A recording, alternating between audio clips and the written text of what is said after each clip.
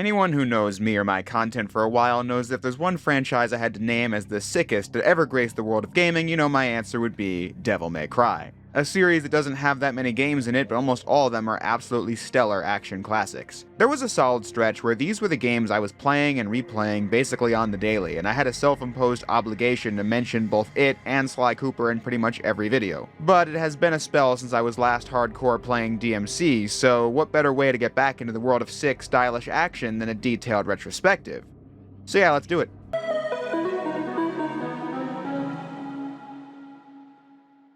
The weirdest thing is, Devil May Cry is something I've played so much of over the years that it feels like it's been in my life forever, and I guess technically it has.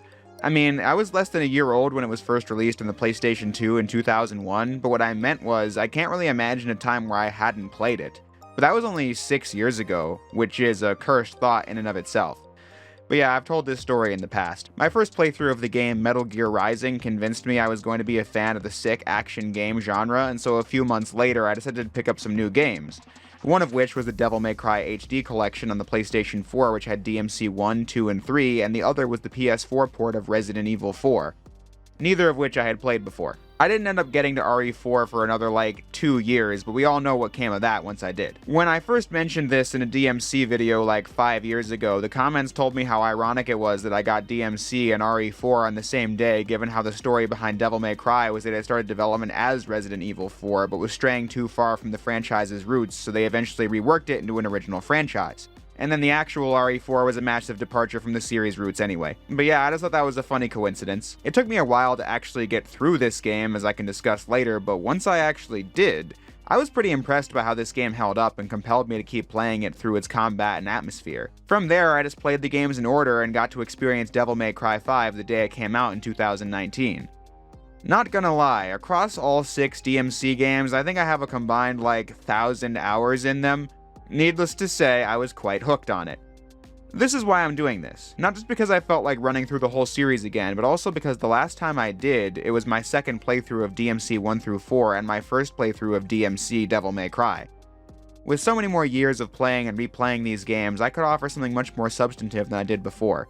So let's waste no more time. I'm gonna grab this PS2 copy of Devil May Cry and replay this absolute masterpiece.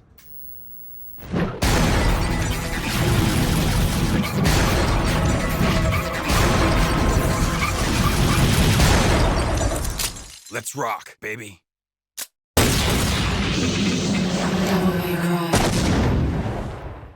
And I meant that too.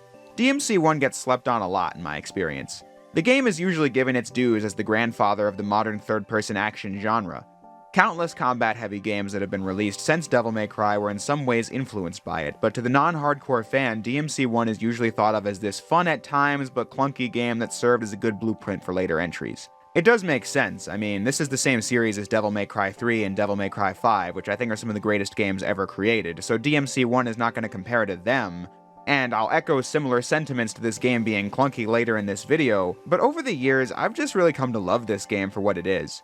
Not everything about it is great, but I think the game is pretty darn cool, to say the least. But I'm getting ahead of myself. Devil May Cry stars Dante, son of the legendary Dark Knight Sparta. Sparta was a demon who fought against the demonic hordes from the underworld. Sparta married a human woman and they had 2 sons, Dante and Virgil. But Sparta is long gone now. And some decades later, Dante runs a demon hunting shop called Devil May Cry, trying to find the demon who caused the death of his mother and his brother. But then a superpowered woman named Trish falls out of the sky and crashes through the door to tell Dante that Mundus, king of the underworld and enemy of Sparta, is rising again on Malay Island, Mundus also being a prime suspect in the deaths of Dante's family as the duo arrive on the island to stop him once and for all. From there, DMC doesn't have that much story, you just explore this castle fighting demons until things ramp up in the third act.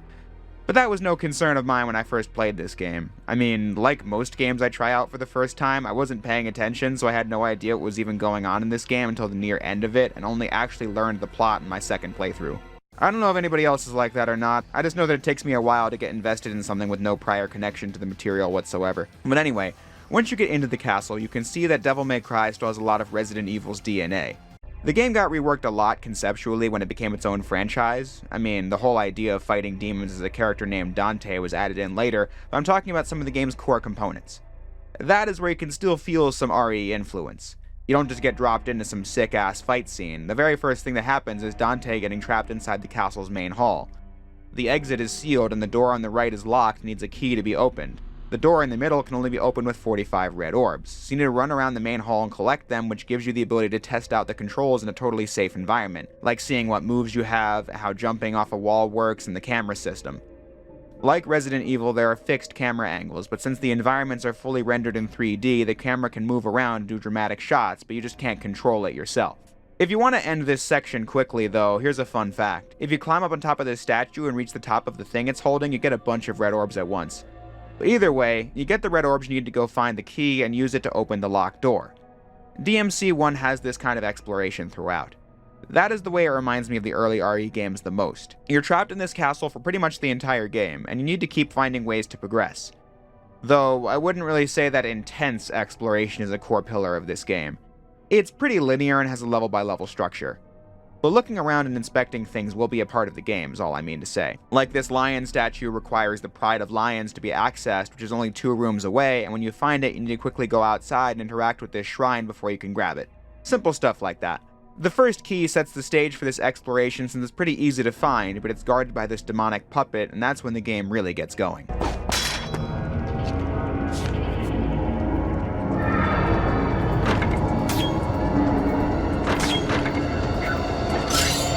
Devil May Cry is different from a lot of other combat games in that you can't block incoming attacks and only get a small dodge roll. Instead, this game is about going on the attack and learning how to dodge attacks with the right timing. But obviously, you don't start the game with a bunch of tools at your disposal. All Dante has is his father's sword, Force Edge, and his twin pistols, Ebony and Ivory. But with this, you have enough combos for the game to feel pretty satisfying out of the gate. Force Edge has 3 combos, an aerial attack and a launcher attack. You can increase the variety by mixing them up since you aren't locked into a combo once it's started. You can cancel it and do another attack. So I like to do combo 3 where you stab the enemy a bunch of times, but then instead of the finishing move, I launch the enemy in the air and shoot them before slamming them to the ground. The pistols have infinite ammo, so they're great for keeping enemies in the air once they're launched, and are good for doing chip damage to your foes. The puppet enemies you fight in the early missions are perfect for practicing the combat system since they usually fight at close range and have enough durability to allow for some combo experimentation, even if you don't have that many unlocked at the start of the game. The fundamentals of the combat in this game just work really well. Though, obviously, since this is a game from over 20 years ago, there is some jank involved. The camera does a pretty good job keeping track of the action, and when there are objects in the way, they'll go semi-transparent so you don't lose track of Dante and the enemies. That's pretty smart, but sometimes the angles are insufficient. Like this part in Mission 6. This is already one of the most annoying enemies in the game as it dives towards you and does massive damage, but the camera angle makes it so I can barely see the thing. And sometimes when the screen changes angles, the controls get messed up. DMC 1 only uses the analog stick for movement, so when you're moving forward and the camera is behind Dante and it switches to in front of him, suddenly which direction on the stick forward has shifted, so the controls get locked up for a second. This doesn't happen in the heat of battle, but when exploring the castle it can be irksome. But like I said, the game's fundamentals are so well done that it doesn't really bother me. What ties the whole game together is its sick sense of style, something you can quantify via the game's style system. When fighting enemies, a letter will appear towards the top of the screen, starting at dull and ending at stylish. You get a stylish ranking by killing enemies without missing a beat. This is one of the harshest style systems in the series because when an attack is considered complete, you only have about 2 seconds to land another one before the style grade just disappears completely. So you not only want to beat enemies, but you also want to do it in clever ways to get that grade up, like launching an enemy and keeping them suspended in the air with bullets while you get to the next enemy you want to fight. But if you want to keep getting great combos done in this game, you need to upgrade your gear. And this is where the game gets even cooler. Just 3 missions in, Dante nabs this sword called Alistair, and they could have just had him, pick it up or whatever. Instead, Dante just gets stabbed straight through the abdomen and rises up with his demonic superpowers and then claimed the sword like it was nothing.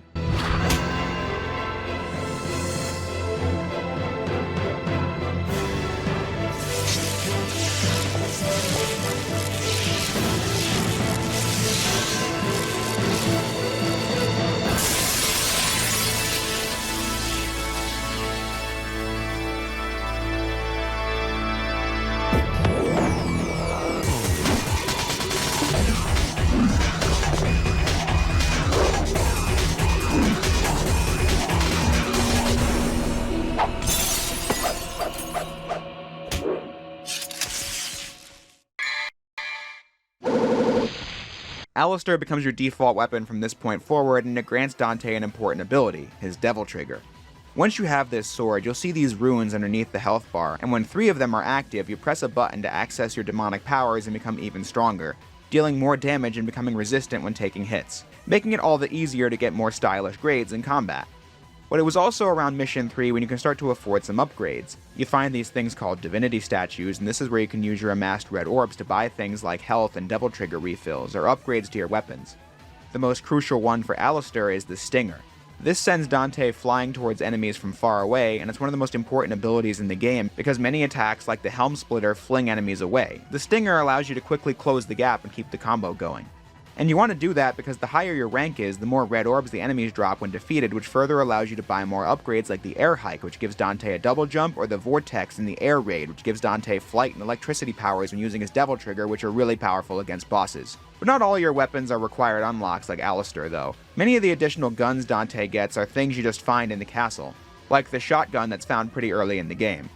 Nothing too remarkable about it on its own since it's just a shotgun, but man, it feels really powerful to use. That sound effect just really sells how much of a punch is packed into each blast. And then Dante can just do repeat shotgun blasts while wielding it with one hand. Needless to say, he's a pretty cool dude. Something you witness firsthand with these early boss fights. Mission 3 introduces the Phantom, this giant magma spider thing, and Dante's just like, What a big surprise. I hope for your sake you got something inside that big body of yours. Or in Mission 4 when you get to this bedroom and Dante sees his own reflection walk out of the mirror with ominous music backing him, and Dante is unfazed and just goes, This stinking hole was the last place I thought I'd find anyone with some guts.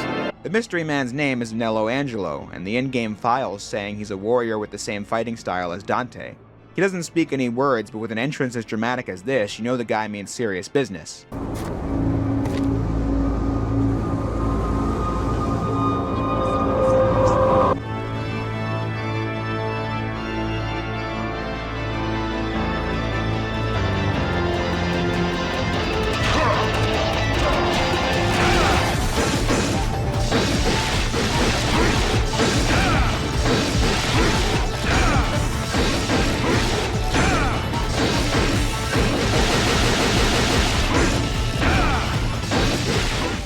Okay, well, if you don't know what you're doing, this game is actually really difficult, I swear.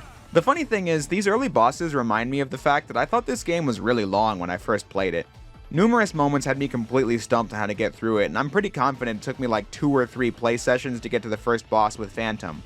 Maybe some of those were like 10 minutes, but still, it's funny for me to look back on because this game is actually really short. You can get to the first Phantom fight in hard mode in under 15 minutes, and then the game is like 3 hours long if you know what you're doing, but also taking your time. But yeah, first time around, I got my butt royally kicked by this game. The enemies and mini-bosses don't joke around and do a lot of damage. And the bosses, if you do get hit, also really pack a wallop, and to top it all off, the game uses a lives system. Yellow orbs are collectibles that give you an extra life, and if you lose them all, you go back to the menu and have to load the save file. The game is pretty punishing on the first run, but I don't think it's done without purpose. The cutscenes show how Dante is super powerful and confident, but when you first play as him, you might get your ass kicked 6 ways from Sunday. I think it encourages you to really learn the game and become the badass the character is. So when you finally overcome a tough boss, you're like, hell yeah, as you send the overconfident boss monsters back to hell and Dante gives them a cheesy send-off.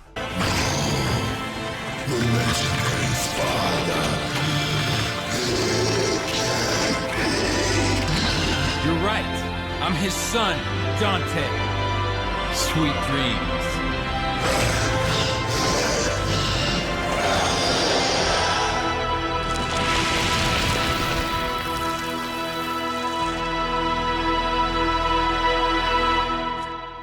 Once you've defeated Phantom, you have all that you need to escape into the castle courtyard. This is where you start getting some new equipment, like this grenade launcher that a dead body was holding onto. This thing might seem kinda useless at first because the rate of fire is really slow, but check this out. If you shoot a grenade and then dodge roll, you can instantly fire another one, making the weapon infinitely more useful. You're welcome for that sick tidbit. Made it go from a weapon I never used to one that I often have equipped. The most important upgrade you'll find in Mission 9, though, is Ifrit, burning gauntlets that Dante uses to beat up demons. This one has some drawbacks, mainly that I don't think it has much mobility. If an enemy is too far away, I think it's difficult to keep a consistent combo going. And I don't like how air hike is only available for Alistair, when double jumping should just be something Dante can do no matter what weapon he's using. And I also think it takes too long to switch weapons. Pressing the R3 button activates the switch, and I think the animation takes too long when if you just instantly switched between them it would allow for faster combos and just keep the pace going. But still, this weapon can be mighty satisfying. For starters, you can charge up every punch and kick, and that actually freezes the style meter temporarily and does a wicked amount of damage, especially in your Devil Trigger form. And then many attacks are brutal, like Kick 13.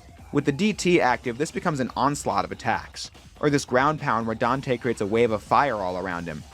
The weapon isn't perfect, but man, it's really fun to use. At this point, the game starts introducing a lot of new enemies that are some of my favorites to fight, like the Blades, these lizard dudes that jump up from the ground.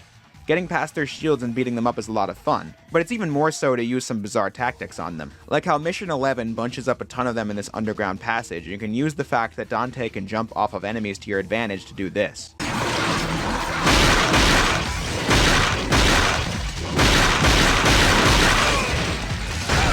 You can do something similar to these advanced puppet enemies called the Fetish?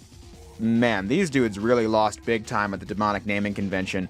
But anyway, if you have air hike and the shotgun, you can really obliterate these guys in uber stylish fashion and it never gets old.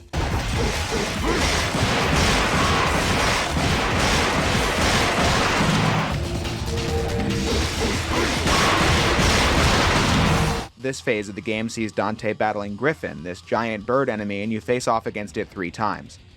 Though I must admit, I think these bosses are kinda weak.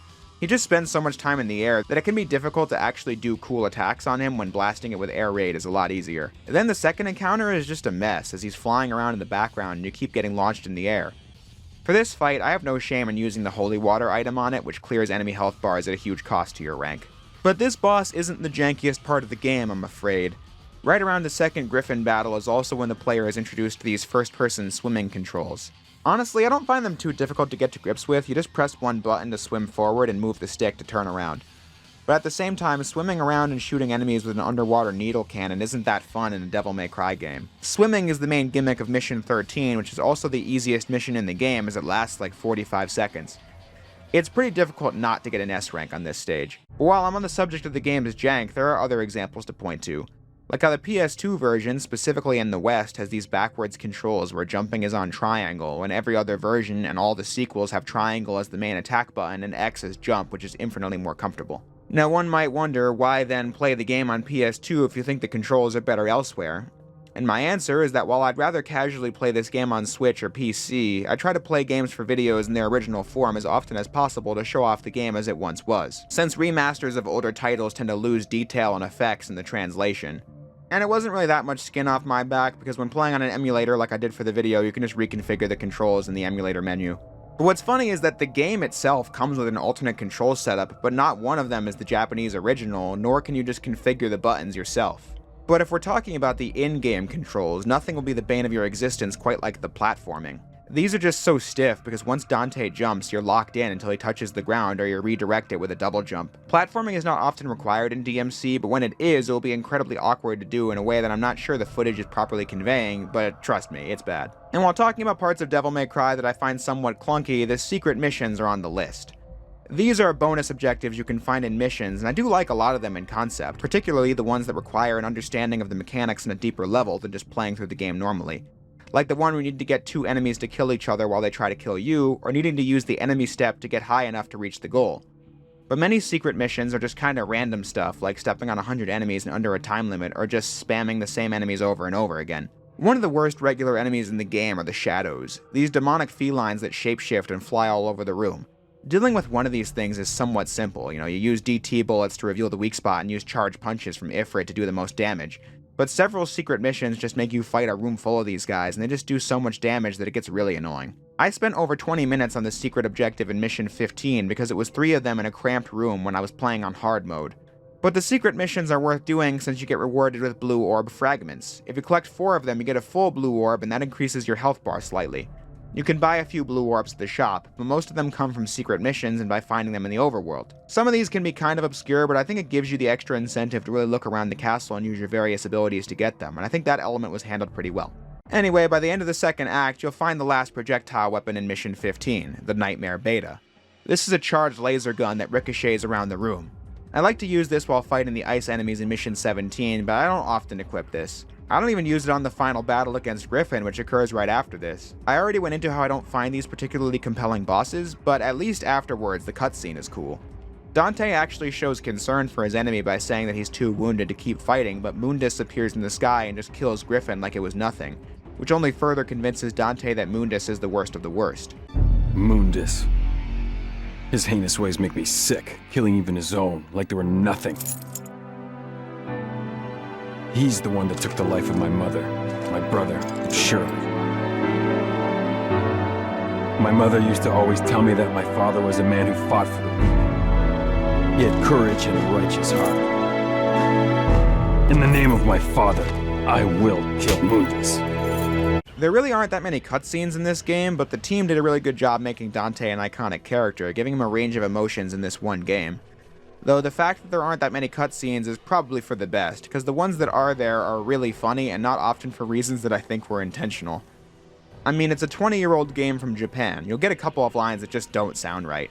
Although, funny thing is, this game, like many older Capcom titles, were only written and recorded in English with Japanese subtitles alongside it for the Japanese version, which is kind of surprising to see. But yeah, there's a lot of odd dialogue in this as a result. Like how the opening monologue is like, "But somebody from the underworld woke up to justice and stood up against this legion alone." Or when Dante says, You were the first one to know about my vengeance. It looks like I'm getting closer. like, bro, what are you talking about? But then there's a lot of goofy stuff that happens, like Trish busting through the doors at Devil May Cry and attacking Dante and being like, wait, I'm not your enemy. I know where a super secret bad guy is hiding and I can take you to him. And then he just trusts her because she somehow looks like Dante's deceased mother. Definitely not a setup, I swear. So yeah, the cutscenes in the story can get pretty hokey in this game, but honestly I wouldn't have it any other way because I just think it's really entertaining to watch, with the right gameplay to story ratio so that it can still be fun to watch Dante roast his foes rather than being annoyed by the oddities of the game's writing. In the final act of the game, Dante returns to the castle, only now it's nighttime and things are much more sinister. The lights are all out and new mysteries and enemies are lurking around every corner. I think Devil May Cry is a really unique atmosphere, perhaps another remnant of it being an RE game at one point in its life. The gothic inspiration behind the castle just has a spooky vibe, contrasted well with the bright red badass you play as in the game who tackles these numerous foes in style. Not to say that later games don't have an atmosphere, as DMC 3 and 4 and even 2 win points in that category, but there's something about Malay Island in this castle and how they lit each room and the music and the enemies that just gives DMC 1 a standout atmosphere. It's also here at the end where Dante battles Nello Angelo for the final time, and it's revealed that he's actually Dante's long-lost brother Virgil. I remember when I first got this game like 6 years ago, I was actually pretty surprised by this, specifically because now Virgil is this super iconic character from Devil May Cry 3, so learning that he was actually a boss in DMC 1 who was corrupted into being a servant of Mundus just made me curious to see what Virgil was going to be like when I got to the third one and see how he got from that to this. Dante knows it's Virgil because Nello Angelo just disappears upon defeat and drops an amulet, one of the two that Dante's mother had and gave to each of her sons. But with both amulets combined, Dante can use them to awaken the true power of Force Edge, transforming it into the Devil's Sword Sparta.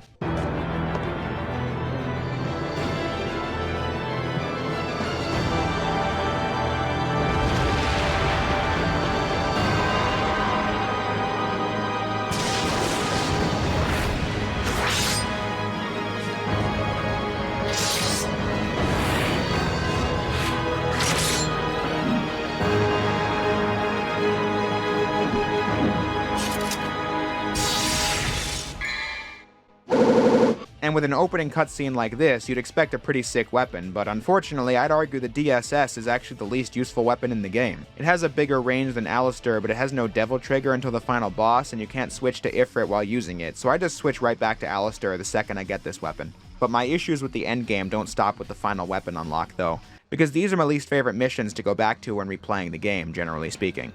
Starting with the fact that the last boss Dante has to repeatedly face off against is Nightmare. It's a blob of evil energy and you need to hit these light switches to give it a solid form. It can be easy to dispose of, as charging punches and kicks do a lot of damage, but it's the kind of boss that spams attacks all over the screen and dodging them can be a real headache. And then you might get plunged into the underworld to fight some familiar enemies. Apparently they're a manifestation of Dante's trauma, but I just don't think it's a fun boss at all, and it only gets more annoying with each repeated fight. In the middle of the final nightmare fight, Trish betrays Dante, but when he still wins anyway, he saves her from a crumbling pillar and tells her off. Dante! Don't come any closer, you devil! You may look like my mother, but you're nowhere close to her. You have no soul. You have the face, but you'll never have her fire!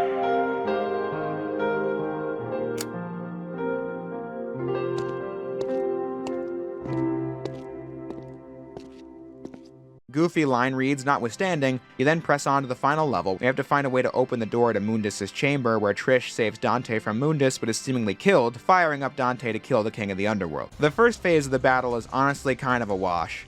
I mean, you have to battle Mundus while flying in the air shooting at it to charge up your DT gauge, and then you can release a dragon that eats up Mundus' health bar.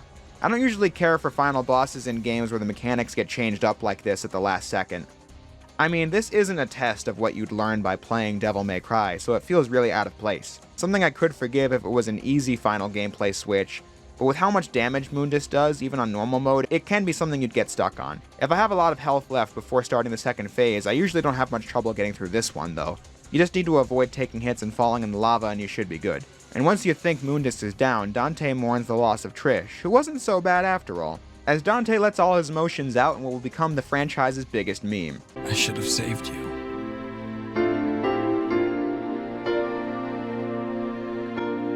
I should have been the one to fill your dark soul with light!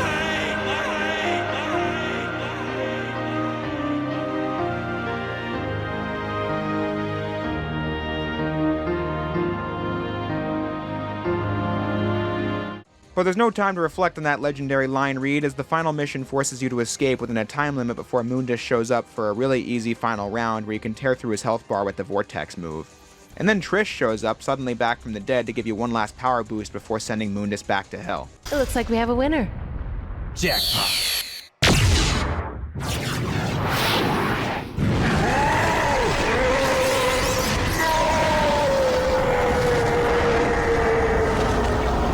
Yeah, I guess Dante's tears brought her back to life or something, and her own tears show him that she's no demon since devils never cry. So they escape the island together and she officially becomes Dante's sidekick, ending Devil May Cry. Okay, great. Where's the place? We'll be right there. This one has the password. Sounds heavy. Okay, let's get it over with in 10 minutes. Can't let a single one of those suckers live. 5 minutes. More than enough. But the fun doesn't have to stop there though. When you beat the game, you unlock hard mode, and when you beat that, you unlock something even more devastating titled Dante Must Die mode, which lives up to the name as it's the hardest the game gets. But there's a lot of cool stuff you can see by playing the game on higher difficulties. For example, they spawn harder enemies in earlier parts of the game, like the more powerful puppet enemies. And since all your unlockables carry over, this allows you to go combo mad on them from Mission 1. Though I don't really like how it gives you tougher mini-bosses like fighting the powerful scissor dude in place of the Shadow in Mission 4, since Shadows were already my least favorite enemy, and I enjoy fighting this enemy even less. Playing the game again rewards you for collecting all the blue orbs before, and not just because your health bar is bigger, but because you can find yellow orbs in place of the blue ones, meaning you can really pad out your life count like this. And there are cool speedrunning opportunities, like how you have Ifrit from the beginning, so you can just open this door in Mission 9, thus skipping the part where you have to find Ifrit, and also avoid the trigger for the first Griffin fight. You can't replay missions in Devil May Cry, you just have to replay the whole game, but with a game as short as this, it becomes really satisfying to go through the whole thing in 1 or 2 sittings, and trying to go for the best times in the highest stage rankings, which are based on your completion time and red orb count, though hard mode is usually where I stop. I can't do Dante Must Die mode without an unlockable called Super Dante, which gives you infinite Devil Trigger. Though for this video, I stopped playing hard mode at Mission 17 because this Nello Angelo fight is hard as hell. But I'm sure you get the picture. The designers managed to get a lot of content out of this game despite it only having 23 missions of varying length.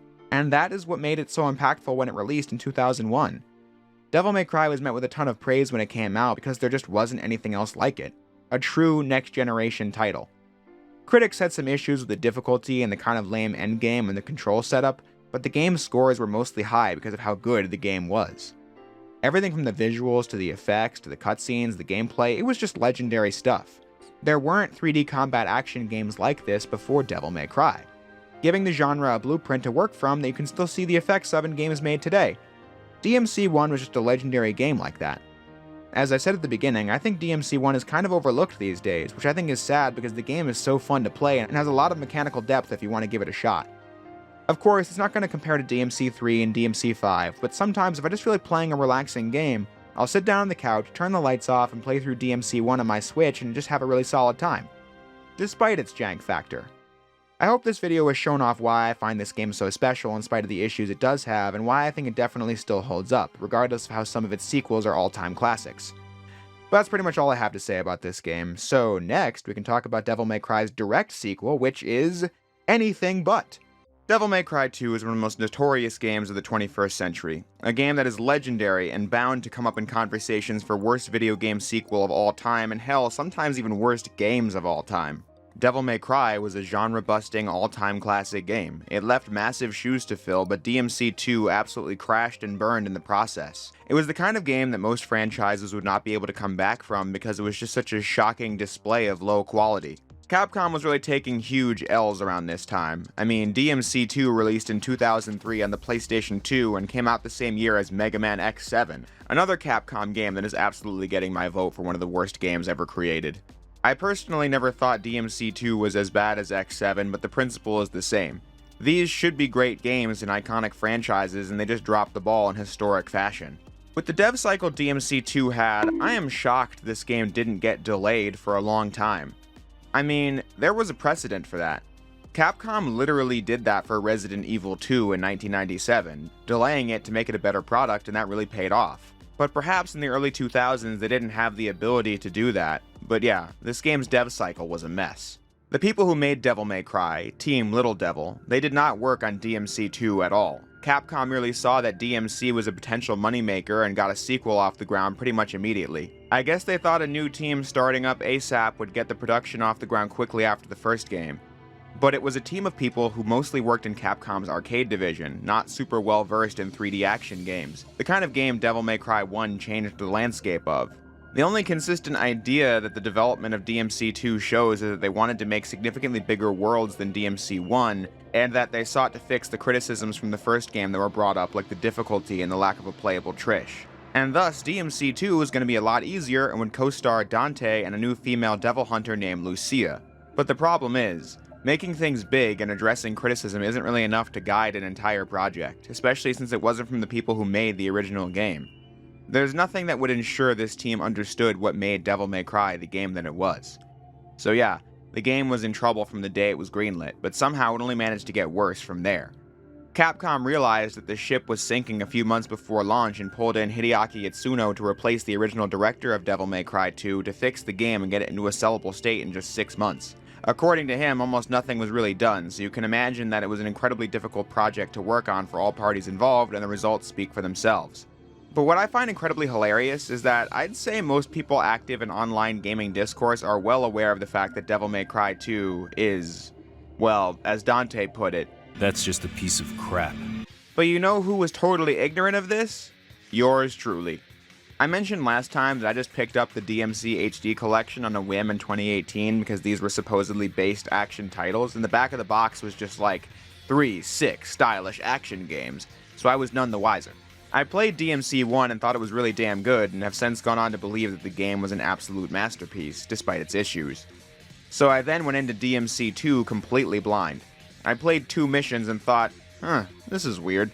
But I put it down, did some other stuff, and decided to livestream the game that night because I had nothing better to do, and the chat was like, why are you playing DMC 2? It sucks. And I was like, DMC 2 sucks?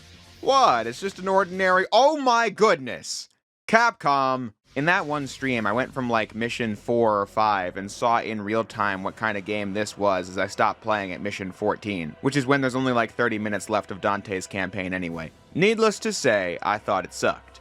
But as you may know, in the time since, DMC 2 and I have had quite the interesting history, but I can explain it later in the video.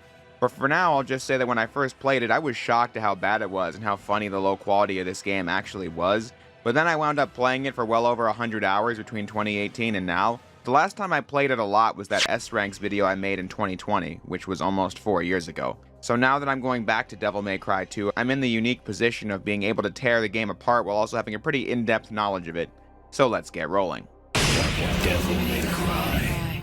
The game starts with a monologue about Sparta and his battles against the underworld, while Lucia finds an important artifact in a museum as demons arrive to steal it, and Dante then arrives on the scene. And now, the legend of Sparta has been inherited by his son, the demon slayer, Dante.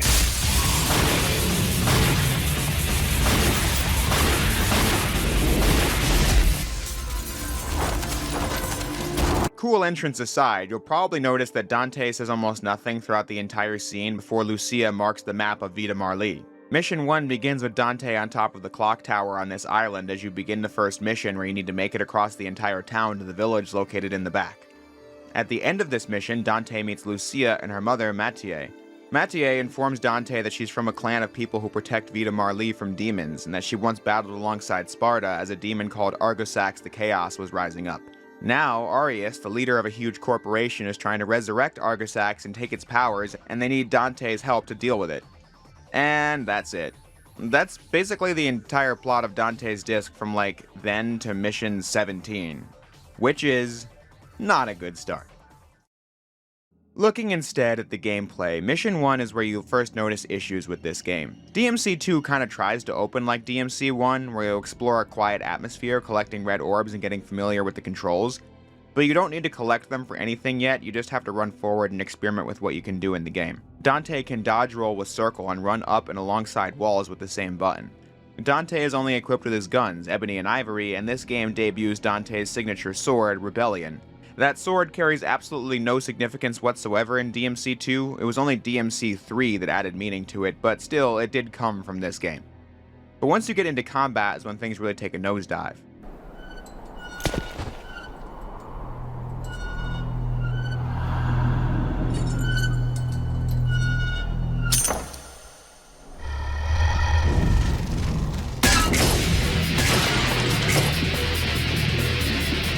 What I find interesting about DMC 2 combat is that Dante has more combos in this game than he usually does. With Rebellion, Dante has 4 main combos, a 4-slash attack, a 3-slash attack, a 5-slash, and a 6-slash. But then, when using Dante's Devil Trigger, 3 of those combos have variants where the animation is completely changed, making it so that Dante has 7 combos in this game, alongside returning attacks like the Stinger, High Time, and the Helm Splitter. This game having the worst Stinger in series history. They knew enough about DMC 1 to know that the Stinger is an essential move for Dante, allowing you to close the gap between him and his foes. But this one just has a really low range and speed. But then, another huge issue is that you don't ever unlock new moves in this game. What Dante can do with Rebellion in Mission 1 is exactly what he can do with it in Mission 18. In DMC 1, seeing this huge list of moves you could buy made it a priority to get as many red orbs as you could so you could buy those cool looking upgrades. Red orbs dropping in higher quantities if you killed the enemy with an S rank, which makes it a necessity to play the game well. When you had gone long enough without a new weapon, the game would toss one at you to freshen things up. Some of those factors like more red orbs dropping for S ranks still exist in Devil May Cry 2, but you just have almost everything Dante will need from the very start of the game, which just makes the game feel really dull because you're never unlocking new melee weapons to liven up the gameplay. Yes, you do find new swords for Dante and Lucia throughout the game, but here's the thing, they're all the same. Dante will find a giant sword called Vendetta in Mission 7, and then you'll find a thin sword called Merciless in either Mission 11 or Mission 14, but all 3 of these are identical. In theory, Vendetta is supposed to be slower but stronger, and Merciless is supposed to be weaker with a bigger range, and Rebellion is the all-around choice, but in practice, this makes no discernible difference. They feel the same to use and have the same combos. You can upgrade all your swords and guns in the shop between missions and at divinity statues, but this merely serves as a damage boost and nothing else. And then, the functionality of all the combos in DMC 2 are really odd. To do different combos in this game, you must press triangle to attack.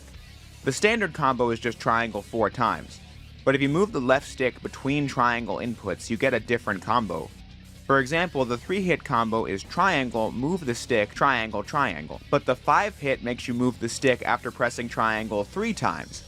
It's one of the most bizarre systems I've ever seen because it's just so awkward to first learn how to do. I was thinking, man, it would have been so obvious to just have the player delay the pressing of the triangle button and have that be what activates different combos.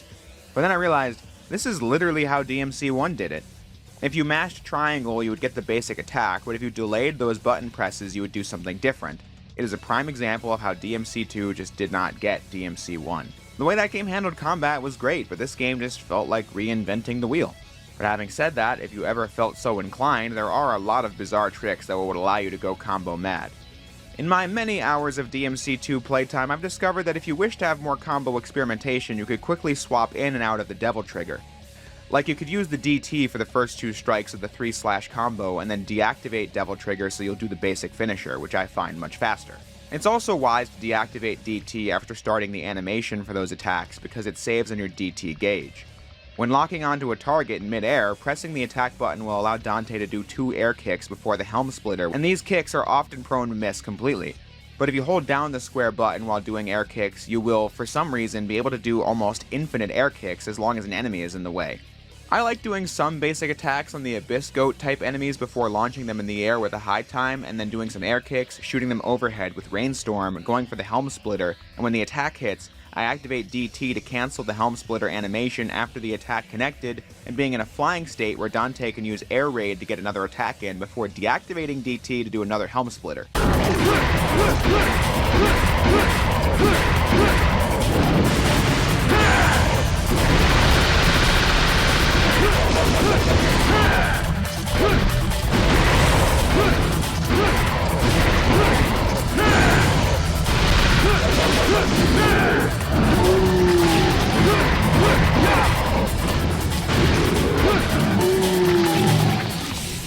So, as you can see, there is combo ability in this game, the combat just happens to suck.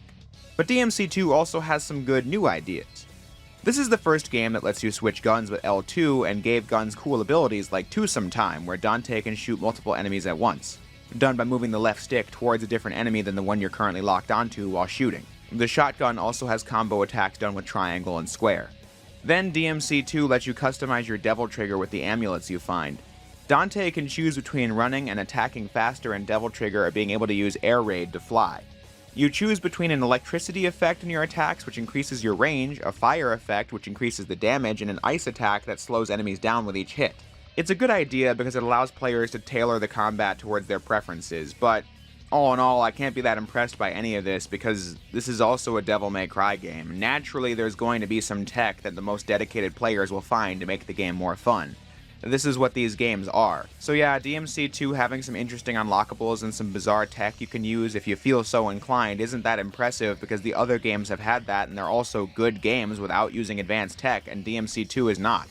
And this isn't even a good game with advanced tech. The game is just too goddamn slow and easy for its own good.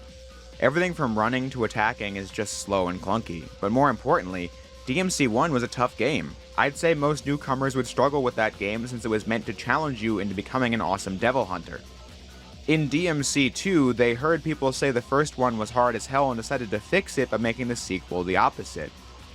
Just shooting an enemy with your pistols for a few seconds causes them to start juggling in mid-air, and there's absolutely nothing they can do to stop you. And you can do this on just about every single enemy in normal mode, making the entire combat system completely moot. It's not more fun to play like this, but it just should not be possible at all to have a boss that stands around halfway across the arena while you tear it to its health bar from several feet away.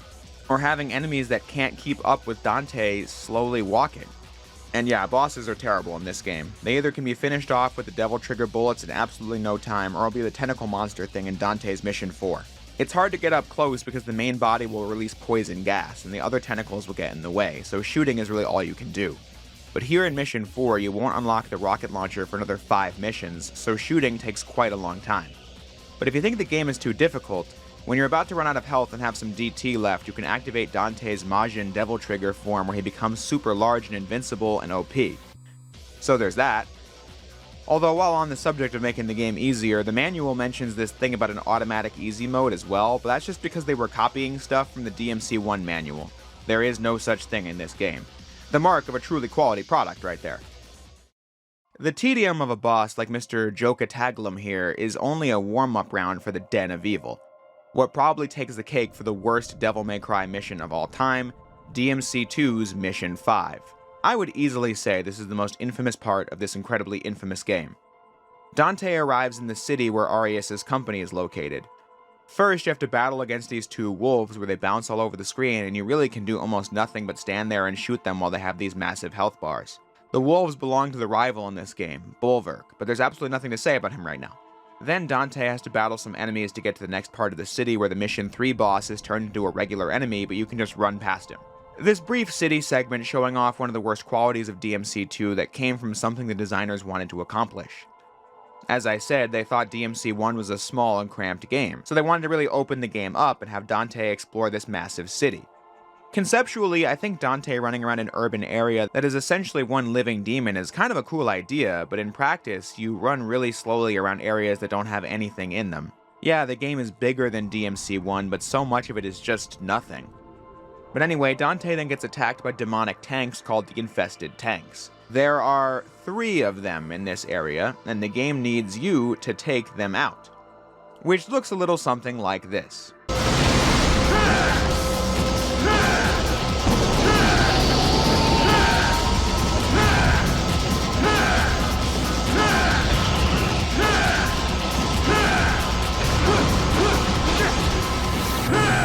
The best strat here is using the helm splitter on the eyeball up top, but even then, that isn't some super exciting strategy for defeating a mini-boss. It's completely thoughtless enemy AI no matter what you do. But then, the mission reaches its grand finale where Dante gets chased by the infested chopper.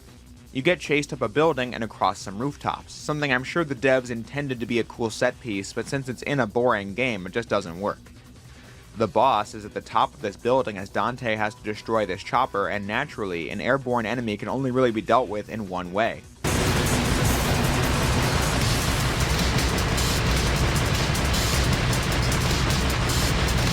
Yeah, that's just it for minutes on end, if you're lucky. There are times where you can get blasted by the chopper's missile and go flying so far that you reach the bottom of the building and have to climb all the way back up while it's still firing missiles. It's a boss fight that flies in the face of everything this series is supposed to be about. You still have to get an S rank while fighting this chopper if you want a high rank, but if you want to do that, you need to wait for it to get close enough for melee attacks that deal slightly more damage than your guns, and once you've got the style rating, you need to just avoid damage and wait for the next opportunity to get to the next one. It is ridiculous. It deserves its infamy as one of the worst bosses ever. I don't even think it's the most annoying boss in the game, but this one being the iconic DMC 2 boss is really fair if you ask me. This being the part where the game loses a lot of players. The biggest insult is that Mission 5 is like 15 minutes long and adds absolutely nothing to the game because Mission 6 just takes you right back to where Mission 5 started, only now this tower comes to life and Dante has to destroy it. Another boss that's cool in concept but in execution fails because you have to fight these tiny bats that are flying everywhere and you can't see them, ruining your style grade if you get hit. But at least the second phase does keep you actively dodging attacks. That's something. It's around here where you might start wondering some things about this game. Like, what is happening? Mission 6 ends with Dante spotting a chopper flying away from the main building and decides to follow it. Mission 7 just begins like 50 miles offshore at an oil rig. The cutscene just shows the chopper land and then bam, Dante's in. Like, did he swim? Can he teleport?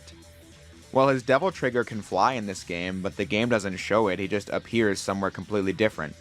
But then, what is this game about again? Between the start of Mission 2 and the start of Mission 8, there is no dialogue, and I'm not kidding you, nobody says anything. Dante is just told to kill Arius and Argosax, and that's it. Apparently, when making this game, somebody behind it felt like the wisecracking Dante was not the greatest, so they decided that something bad happened to him between games to where he's now basically mute. Great that the game doesn't feel like showing that, and instead you just get this emotionless Dante. Although maybe I have extra reason to be miffed by this Dante because his disposition kinda reminds me of myself. Did you find what you were looking for? Yes. Now we can stop Arius's ambition. Whatever. It's so glaringly obvious how much of an issue it is, though. I mean, take this Mission 8 boss as a perfect example. In DMC 1, you get a giant magma spider that looks nearly unbeatable, but Dante just makes fun of it before the fight, and continues to do so in each encounter. It really creates a unique setup between Dante and the demonic hordes he faces, which made the game stand out. Here, Arius commands a giant fire demon to rise up from the underworld. It says nothing, Dante says nothing, you beat it in like 1 minute, and then Dante just turns around and walks away. Like, what kind of story is that? It's the kind of story where the people behind the series don't even know where the game's ideas even came from. Like how Dante is now Two-Face from Batman and has to flip a coin before taking on the job. And save Lucia. If it's heads.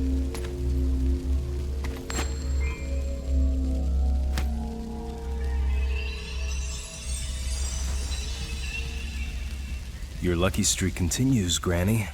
The DMC 3142 art book says nobody knows where this coin idea came from, it just exists. Whatever they wanted to do with this Dante is just completely lost in the final product because it just makes for this awkward, nothing story. But maybe, that's just the Dante disc. Disc 2 is where the Lucia campaign is housed. Perhaps this fills in the blanks. To begin, it's laughable that this game was printed on 2 discs. When you look it up online, the only theories people were able to come up with was that Capcom just did it to make the game seem bigger and more impressive than it actually was. And that is the theory that most passes the sniff test for me because it's the same fucking game, only it has even less content. Almost every single Lucia mission is just a Dante mission with a slight change. For example, Dante's Mission 1 requires him to make it from the clock tower to the village. Lucia's Mission 1 requires her to get from the village to the clock tower. It's the exact same level, just in reverse. Needless to say, it is data that is all on the Dante disc already, and the changes would take up a minimal amount of space on a PS2 DVD. That would be like if Sonic Adventure on the Dreamcast had 7 discs for each story, when each one is just reusing the same content. Lucia's Mission 3 is just a fusion of Dante's Mission 3 and 4, her Mission 4 is just the opening 2 minutes of Dante's Mission 5, her Mission 6 is a complete retread of Dante's Mission 7 with just 1 extra room, and the list goes on. Yeah, sure, Lucia's Mission 6 will show you why the plant is flowing with lava in Dante's Mission 7, since she was there first and activated a machine, but like, who cares? That's not storytelling. Nothing is happening in this game. The only time the Lucia disc does anything original will be when you have to travel up the clock tower in Mission 2, and when Lucia goes underwater at the start of the 3rd act. A full set of underwater missions that are even more clunky than what was in DMC 1, as it's now 3rd person with limited combat options as you need to swim up and down and activate switches and all that, it is dreadful. Especially when you have to fight a giant fish thing that can only be attacked when you lock onto it with the underwater gun. But since the demon spends half the battle invisible, you can't lock onto it. It's horrible. And the story is just as bad as it was in Dante's disc. You still go long stretches where nothing happens, so you're equally bored while you play levels that are blatantly just chopped up stuff from the other story. But Lucia's campaign does have one slight arc to it though, which was that Lucia believed she was the daughter of Mathieu, the protectors of Vita Marly, but she was actually a demon created by Arius, one of his many demonic slaves. But she was somehow defective and got tossed aside and was then raised by Mathieu. She then believes she's destined to turn into a demon and wants to find the arcana that Arius needs to summon Argosax to ensure that he can't do it and then kill Arius, and then she can die like a human. And that's basically it. But that's an arc you can see the conclusion of coming from a mile away. So the story is yet again a wash, as Lucia can also just teleport from place to place without issue. So the only thing that's left is the gameplay, and I never liked playing as Lucia. It is absolutely worse than Dante in every way. I can sum it up pretty simply though. Lucia's combat functions exactly like Dante's with the analog stick combo thing, but the differences, as small as they may be, serve to make the experience much worse. Lucia tosses knives at enemies instead of shooting them with bullets, and this is much slower than Dante's guns. Lucia's dodge roll also travels less distance than Dante's. And worst of all, her combos are less usable than his as well.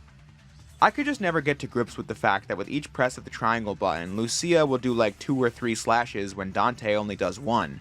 So therefore, the timing on when you have to move the stick and press the attack button again is super unclear. So I just find Lucia really awkward to use and defaulted to this frontal somersault attack the most damage and style points. But that's the thing.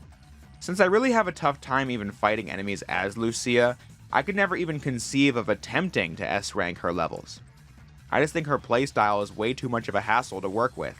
I bring that up because, as you may know, back in 2020, I did a video where I proclaimed I was going to S-rank the entirety of DMC 2. And looking back at that video now, I should probably change the title because not only did I not bother with the Lucia disc, but I also clearly gave up right at the end of the Dante disc because the last few missions in the hardest difficulty were just awful. So yeah, that was my bad. But to that video's credit, it does already detail how bad it is to S-rank this game, so I won't go over it in too much detail here, but I'll briefly summarize the bullet points. In DMC 2, doing consistent attack gets the style grade to go from Don't Worry to Showtime, only this game is really broken because the game does not give one lick about variety. Each attack nets a certain amount of style points, and the stinger is the highest for Dante. So you can just spam the stinger over and over again, but the meter also lasts like 2 seconds, and you can only prolong it with guns or by dodge rolling, as the dodge roll freezes the count. It's good to keep killing as many enemies as possible while showtime is on, because that nets more style points for the stylish average grade. Credit to this game, this is the first game in the series to show you some criteria on how you're graded. Completion time, red orb count, damage, stylish average, and items. Most of these are pretty self-explanatory. Just get as many orbs as possible, do it fast, don't take damage, and don't use recovery items. But for many stages in DMC2, not getting hit and keeping a high style grade in certain encounters is a daunting task, to say the absolute least. All these same rules apply for Lucia, and with how bad some of these missions are, I just could not be asked. But obviously, I'm not saying Dante's disc is more worthwhile, it's just that Lucia's disc is the nothing extras piled on top of the main game. It's the later missions as Dante where you just don't want to play anymore. Mission 10 is so tedious because of this bug boss that goes down somewhat easily, but then you have to fight all the larvae and it takes forever. Mission 11 is home to the infamous DMC2 room, the one everyone makes fun of because it's an explosion of hideous textures. But how I remember this mission is that you can nab a blue orb, Merciless, and the submachine gun in basically the same room. A room with platforming that suffers from all the same issues as DMC1. But thankfully you can fly right over it. But this mission is also where one of the dumbest puzzles in series history is. You have to destroy all 3 of these statues and then run over to the next room to grab the DT amulet upgrade before one of the statues regenerates. But the timing is really strict, and you have no idea how many hits it takes to destroy one, and I swear, it kept changing every time I tried it. I only ever got through this with what felt like pure luck. And then you meet Bulwark. There is absolutely nothing of substance to say about this man because he exists, fights Dante twice, and that's it. Not a single line is exchanged between the two. Which is funny because Nello Angelo didn't speak in DMC1 either, but the cutscenes really conveyed a lot of character, to the point where dialogue wasn't even needed. I guess this dude got beat by Sparta once and is now looking for revenge on Dante, but he stands no chance. Mission 12. Dante must destroy these flying triangles, and it's chaos. If you don't know, you can turn off the lock-on with the press of a button. Otherwise, you'll keep accidentally attacking the enemies. And then Mission 13 is the first battle with Arius that lasts a pretty short amount of time as you finally reach the endgame, which, unsurprisingly, isn't very good either. But how are you going to enter the building? The entrance is... Where there's a will, right? I don't know, I just feel like this game gave up at the end. This game has secret missions, if you didn't know. And I thought these were kind of hit or miss in DMC1, some being cool objectives that required you to learn the ins and outs of the game's controls, and the others were weird random shit like stepping on 100 enemies. But I'd take that any day over what was going on in DMC2.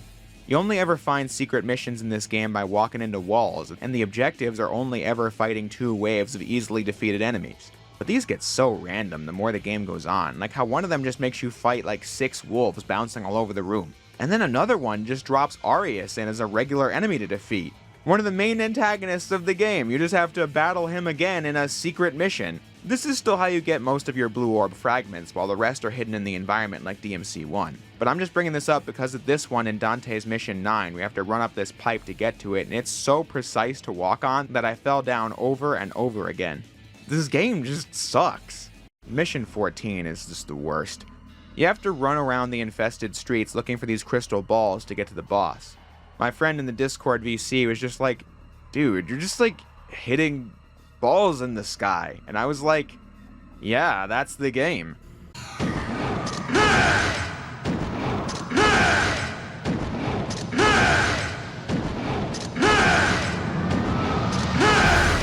And I guess the designers had nothing to work with, so they pulled Phantom back from out of nowhere with no dialogue, and now Dante is just like way bigger than him now.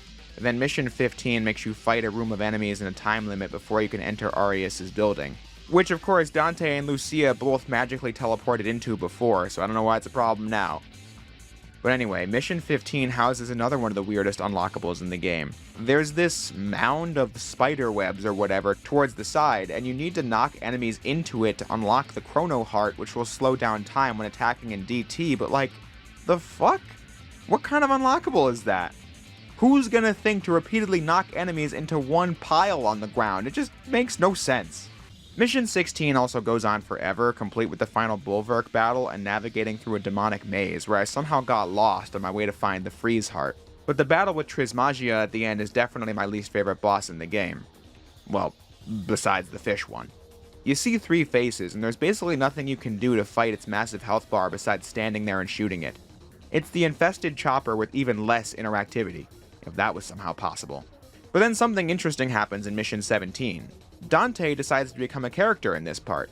You see, Lucia gave Dante the Arcana to protect them from Arius, but then Dante just gave them all to Arius in Mission 13. But it's then revealed that it was a trick. Dante swapped the coin Arius needed with his own. Is there a problem? You! Is that the medallia? You switched it?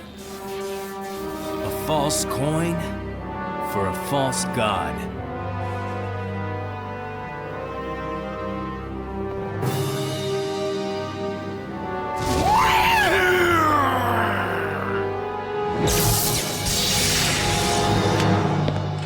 Showtime.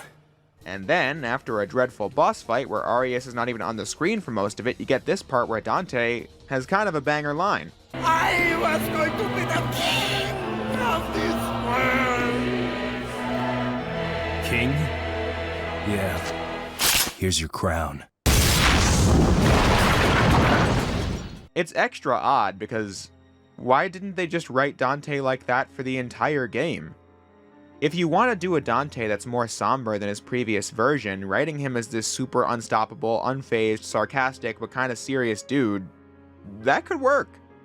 The DMC anime pretty much did that, and it still felt like Dante, just on his smaller jobs. If this game did that, I feel like it wouldn't be so jarring. But whatever, Dante's final mission sees him enter the underworld to defeat Argosax the Chaos, and then Lucia kills Arius for good in her final mission. I would tell you about how Mundus makes an impact in DMC 1 by doing things throughout the story, and how DMC 2 just wants Argosax to have an impact while putting none of the work in, but you probably get the idea by now, this game blows. As a kind of alright final boss fight isn't gonna change that as you lay the final blow in the cutscene and are just glad the game is over.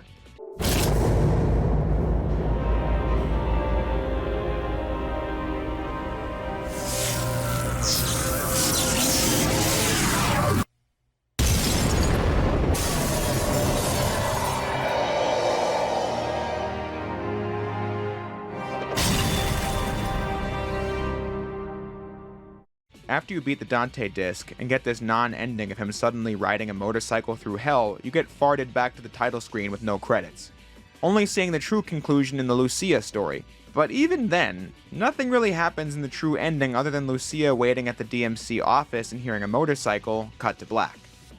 But in another moment I did kind of like, it's revealed that Dante's coin is double-sided, meaning he never left anything to chance and always made the choice to do the right thing, including going to hell and facing Argosax, even when Lucia wanted to, believing she was disposable. Reassuring her that she's not a demon because devils never cry. But yeah, this game told basically no story besides Lucia's tiny arc and was essentially a complete waste of time and energy. But if you somehow didn't get your fill, you can play it on hard mode once you've beaten both stories on normal, and beating that unlocks Dante Must Die difficulty. The higher difficulties really should have been what the game was like before, since the enemies can't be juggled as easily and they use extra attacks they never do in normal mode, when the normal mode in this took almost no effort to beat. In a first for this series, you also unlock the Bloody Palace mode, where you survive floor after floor of enemies and get a ton of red orbs. But play at your own risk. This game is obviously no good, so endless waves of enemies is about as fun as it sounds. There's also a bunch of unlockable skins and costumes, a few of which were brand promotions as well. And then, you can unlock Trish as a playable character in both the Dante disc and the Lucia disc. And what is hilarious about Trish in DMC 2 is that she literally is Dante from DMC 1. The combat system returns to being about the timing of button presses, the Stinger has a good range, you get hand-to-hand melee combat, attack cancels, it's all there. But it's the biggest slap in the face because in the sequel to the smash hit Devil May Cry, you have to unlock the gameplay from that game by beating the game multiple times as two characters who play nothing like that and are worse in every respect. Like, did they know? Why not just make Dante a reskin of his DMC 1 self? I just don't get this game. And that's the thing with Trish here. It's nice to play as DMC1 Dante, and I always use her whenever I play the Lucille levels, as infrequently as that is. But that's the thing. These are still bad levels, brain-dead enemies, terrible bosses, a non-existent story, atrocious secret missions, overpowered guns, underpowered melee attacks, and just clearly a game that was rushed out the door well before it was ready. A mildly fun to play as character could not salvage that aspect of DMC2 because it has none of the sick style that made Devil May Cry what it was. But that hasn't stopped people from trying. In case you haven't heard of it, there's a mod for this game on PC called DMC2 Definitive Edition, which seeks to tweak the game to make it more palatable, and I've given it a whirl.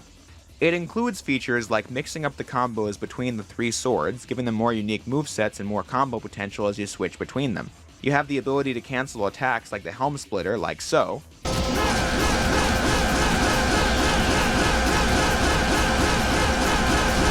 The mod ups the speed of Dante and crew, it allows you to switch the DT amulets with the D-pad in real time, and the list goes on. It's incredible how much this mod was able to do. But since the video is running a little long, I'll kind of leave it at that and tell you to go watch Craftium's video on this mod. It broke the whole thing down in 20 minutes and is well worth a watch if you want to try this. I think it's fun to mess around with for sure. Whether or not it makes the game good is up to you to decide, but as someone who's played DMC2 more than any person should, I think this is awesome, and could totally see myself coming back to it, but that's just me. When trying to be neutral, I totally believe Devil May Cry 2 is one of the worst games released in any big franchise in the current millennium. It just has almost nothing going for it, truly. It is a franchise killer, especially as the second game in the series. It is quite lucky that there was a redemption arc in Devil May Cry 3, because I can easily see a world where the word of mouth on DMC2 is so bad to where Capcom doesn't want to make another one, and Devil May Cry dies before it has the chance to release some of the greatest games ever made. But as the video has made reference to numerous times, me and DMC2, we've had quite the interesting history. I said at the beginning that I played this game for the first time 6 years ago and thought it sucked before rage quitting at the Trismagia boss fight and moving on to DMC3. I did finish the Dante disc a few weeks later though, but I do remember finding the way DMC2 sucked and the story behind its failure to be quite interesting. And then in like December, I decided as a joke I was going to play Mission 1 and get an S rank. It took forever and highlighted just how much these systems don't really work in tandem, but when I got it, I was like, oh yeah, let's do it. I was going to S rank the whole Dante disc on normal mode, and this is where my well-known, with a question mark, DMC2 era begins. I'm not actually sure how well known my DMC2 phase actually was, but still.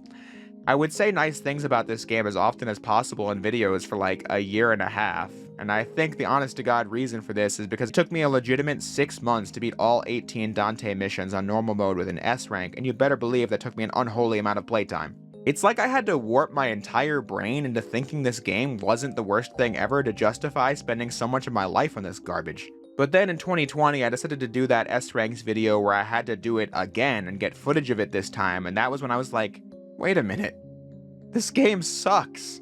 Returning back to the original conclusion that was obvious when I first played the game in 2018, but that's pretty much it for that. I guess as far as Jay's review's ending monologues are concerned, that one wasn't too long. But yeah, DMC2 is ungodly terrible, but it's one of those games where it makes me feel bad for it more than anything else. As I said, Hideaki Itsuno was brought in to salvage the project 6 months before release, and I think he did as good a job as any director could have given the circumstances. It's a miracle that it's as playable as it is, to be honest.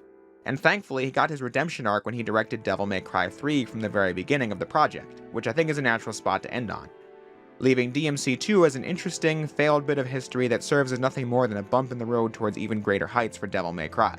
We're talking about gaming's most legendary comeback, Devil May Cry 3: Dante's Awakening, a game that was first released on the PlayStation 2 back in 2005. This one was directed by Hideaki Itsuno from day one. He was the man who was tasked with saving DMC2 with just a couple months left before release. If that game sold well enough to get a sequel, he wanted to be the one to do it, to have a definitive stamp on this series besides being the DMC2 guy. Since we're now up to Devil May Cry 5, I'd imagine you know how it went. Devil May Cry 3 is one of the best games of the 2000s with sick, stylish action, bursting at the seams with combat depth and player choice, and has production values were some of the finest in the PlayStation 2 that really raised the bar of video game cutscenes. And that begins from the moment you boot the game up. Devil May Cry. I don't know if an opening cutscene could ever top the hype of this one. DMC 3 is a prequel set like 10 years before DMC 1. Dante is about 18 or so, and his shop is yet to be named. A mystery man called Arkham shows up and verifies that Dante has the amulet from his mother. Arkham works on behalf of Dante's brother Virgil and sends a whole armada of demons to attack Dante. To which this man just walks it off with like 3 scythes in his chest and walks over to the boombox to make sure he can do this beatdown in style. And it certainly is that.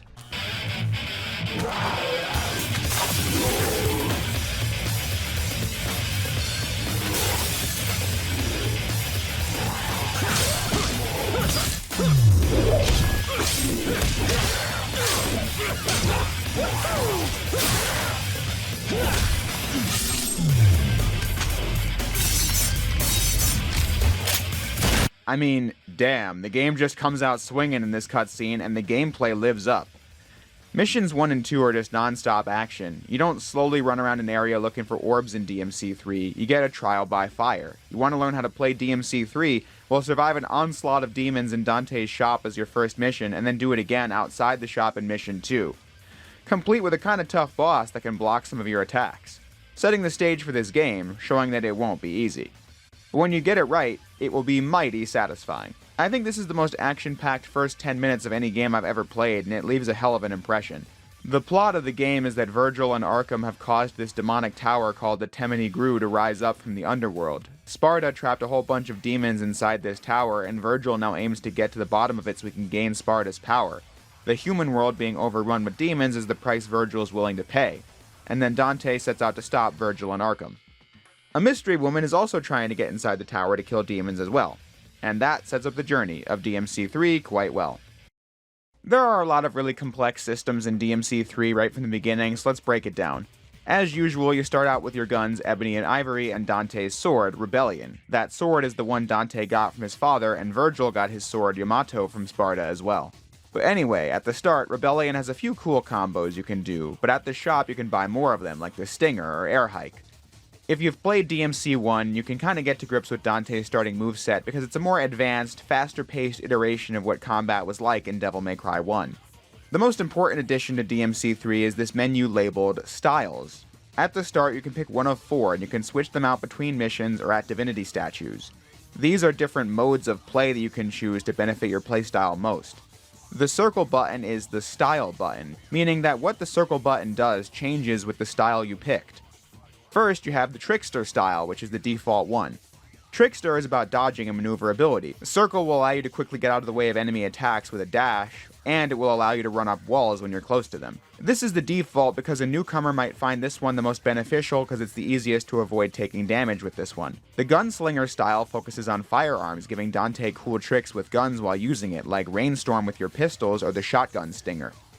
Swordmaster focuses on melee attacks, like giving Rebellion a full air combo and additional moves to use on the ground for it and all other melee weapons. Lastly, Royal Guard is the style for more advanced players as it adds a block button to DMC for the first time. However, if you use it just as a block, it merely reduces the damage you take. But the real point of the style is to perfectly time the block with the frame the attack was about to connect, and then you block with no damage. The more advanced move is using the Royal Release when the attack was about to connect to deflect the attack by dashing through the enemies and doing a crap ton of damage. But this is a risk versus reward system because you could very well just take full damage in the process of doing this and potentially die.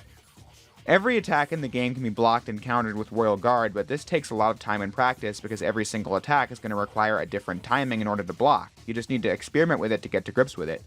But every style has a use and you can get through the game with all of them. The first major boss against Cerberus in Mission 3 is actually a good example of how the styles can all be useful in their own way. You just have to find which one suits you the best. This boss is chained to the wall, but it will dash after you and launch projectiles. Defensively, Trickster is a good option because you can use it to get out of the way of attacks easily if that's what you want to do, but Royal Guard is also useful because you can block the icicles coming from the ceiling and redirect that energy back into the boss and drain its health bar. When the heads are encased in ice, shooting them is the easiest way to make them vulnerable, so Gunslinger will be useful there. But when it's vulnerable, having the air combo from Swordmaster is very beneficial. So really, any of these could be useful. It is, as I said, just up to you to see which one works best for you. Personally, I don't use Trickster anymore. This was how I played the entire game in my first playthrough because dodging attacks with ease was what appealed to me the most. Well, either that, or I just didn't even know the style system existed. I wouldn't put it past me to do that. But it's also Gunslinger I don't use much either, because when I play these games, I just use firearms as a support for my main combos. So Swordmaster used to be my main because I preferred having as many combos as possible. However, in this run, I actually made Royal Guard my main. The style point advantage that comes from blocking attacks and perfectly executing the release maneuver is so great that it makes up for not having those Swordmaster combos. That, and you just feel like a gaming guru whenever you pull it off. But in this game, every style has some cool strats. Quite literally, in the process of making this video, I keep coming across cool new strats I didn't know before, despite the massive amount of hours I've played this game for. Like how when shooting Ebony and Ivory with Gunslinger, you get this rapid fire shot by mashing the square button. The style button is how you use twosome time in this game, which I believe does more damage but fires slower than the rapid fire. However, if you alternate between mashing the square button and the circle button with Gunslinger, you get a rapid fire twosome time, and this can just shred enemy and boss health bars like it's Devil May Cry 2. That certainly tips the scale in Gunslinger's favor, but then with Royal Guard you can use the block to quickly cancel an attack combo and start over to get more hits in because you don't have to wait through frames of cooldown. This is useful with Rebellion, but I actually found it the most useful with the first weapon you unlock, Cerberus. This demon gives you a devil arm bearing the same name as it. This is an icy nunchuck weapon that has a low range, but attacks really fast when up close. This is true while using the basic combo, but with the Royal Guard cancel, it's like a non-stop stream of attacks. It's not great for your style meter, but it's really useful. Though speaking of the style meter, this has gotten a much needed overhaul. It took me a long time to even realize how it worked in DMC 1, and I talked about that in the video for that game. But then in 2, the game only cared about your ability to spam attacks to get high grades. Now in DMC 3, they have this meter underneath the ranking, and when it runs out, your style grade will decrease. The only way to keep it up is with consistent attacks, but also those attacks have to be varied. You have to switch weapons and try different combos both in the air and on the ground. This creates an incentive for experimentation with your moveset, and it just looks really cool when you get the triple stylish ranking. And doing that has the same benefits as the previous games where you get more currency from defeated enemies. Inside the Temini Gru, the game returns to DMC 1's structure. You're inside the tower for the entire game, from Mission 4 to Mission 20, and there will be plenty of moments where you'll see a blocked door or whatever and have to go find the solution to open it. It's usually not super difficult to do so, but yeah, the DMC 1 structure is back. Though I don't think DMC 3 captures the same foreboding atmosphere that DMC 1 did in the castle, but this setting certainly is cool. The art design in all the DMC games is on point, and DMC 3 especially was not playing around. The tower just has this otherworldly and gothic feel to it the more you explore it, and the characters' designs are fantastic. The CG art for the game is still holding up to this day. So I'm definitely not trying to knock DMC 3 when I said I like the atmosphere of DMC 1 more, because DMC 3 succeeds in its own way. The game opened on relentless action, and DMC 3 only slams the gas on that for the whole rest of the campaign. Enemies are frequent and come with diverse tactics, both in how they attack and how they are meant to be attacked. Many can just be slashed a few times and taken out, but others are more unique. Like these big guys that only take damage from firearms but blow up upon defeat, so you need to get your distance, but you also want to make sure other enemies are still around it so that they get caught in the blast radius. Mission 5 drops in these statue enemies that have a red shield. You have to break the shields with guns, which stuns them, leaving them open for damage. There will be enemies that are only tangible when you aren't facing them, some that attack from above or from the side or toss projectiles or are most weak to specific weapons. It's a diverse roster of enemies that fully take advantage of your entire roster of weapons. The bosses doing the same. Though I will admit I don't like some of the early bosses like this giant worm thing. It's most weak to Cerberus, but with it flying around the room and it's only being Mission 4, you probably won't have the mobility to effectively fight it. And then Mission 5 makes you battle this character called the Jester. I don't think this is a fun boss either, because you just shoot him till he's vulnerable and then you can get close and do damage, rinse and repeat till it's over, but he also deals a lot of damage. This boss is only added in the special edition re-release, and it certainly shows because it feels really messy and it's just tossed into random missions. But the second and third fights are optional and I always skip them. It also doesn't make a lot of sense to even fight this guy. The Jester is introduced in Mission 4 as a weird creature that's trying to help Dante, but is also making sure to annoy him along the way. Bingo! That is what the something is! Remember that, kid? Write it down on your hand if you don't trust your head.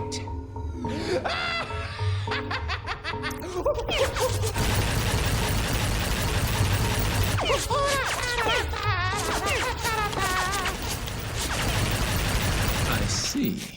Thanks. You still piss me off, though. So fighting him immediately after doesn't really fit in with the story. But then one of my favorite bosses is at the end of Mission 5. Dante meets Agni and Rudra, the guardians of this giant door.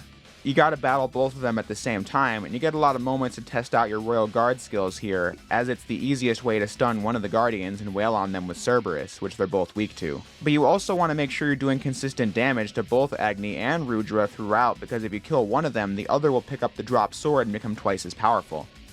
It's a perfect usage of your abilities and keeps you strategizing throughout the whole fight. It's absolutely incredible. And your reward is one of the best weapons in the game.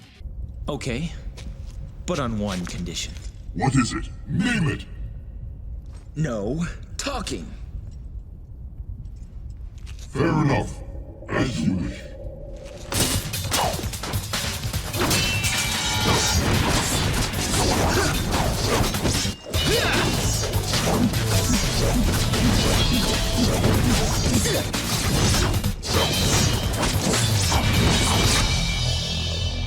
Impressive. No talking. Good. Agni and Rudra are fast swords that do a lot of damage. Like Rebellion, it gets air combos with the Swordmaster style, but it was around here that I just stuck to Royal Guard for the rest of the game, because the air game with these blades is pretty good, with or without Swordmaster. With Rebellion, pressing the attack button in mid-air does the Helm Breaker, which I find difficult to jump cancel with. But with A and R, you do this mid-air swipe that you can just do over and over again. But then I realize I have yet to go into what jump canceling is. So yeah, this was a thing you could do in DMC 1 where you could jump off of an enemy, and then jumping off of enemies and attacking would allow you to attack again and then jump off the enemy again. It was how you do the shotgun jump attack I talked about in the DMC 1 video. Now the air game is more important in DMC 3 as you can use the enemy step to cancel many mid-air attacks and do another one right after. Like so.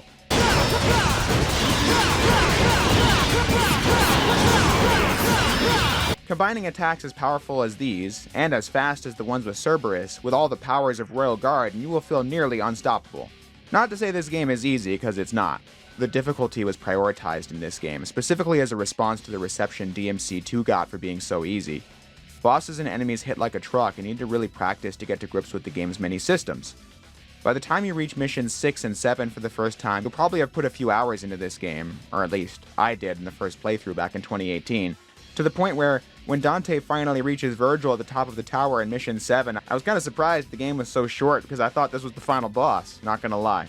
I mean, it was already tough as nails getting to this point, how much more punishment could possibly come for the player now? Well, you got to defeat Virgil to get past Mission 7.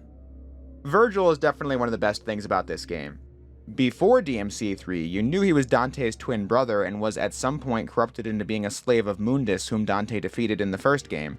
Getting to see the character before that is a really exciting idea, and the writers, animators, and game designers didn't waste a second of it. Dante is pretty cool in this game. A younger version of the character that dons the familiar red coat, but didn't have the time to even wear a shirt in this one, when Virgil is this refined blue color with an always elegant appearance. I mean, it's pretty obvious contrast in the character design department, but like I said, they take every chance they get to build this guy up. Dante starts the game all the way down here, and Virgil's all the way up there. As Dante, the player has to fight this boss for a minute or so in Mission 2, and then in the very next scene, Virgil kills it without even looking. You're just like, shit, Dante might be cool, but this guy, he's a little cooler, gotta say.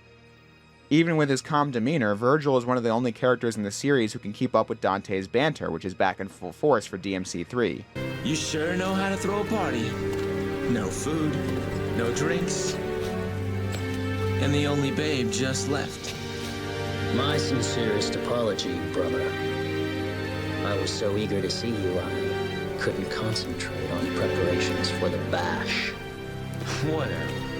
At any rate, it's been a whole year since we last met. How about a kiss from your little brother? Or better yet, how about a kiss from this?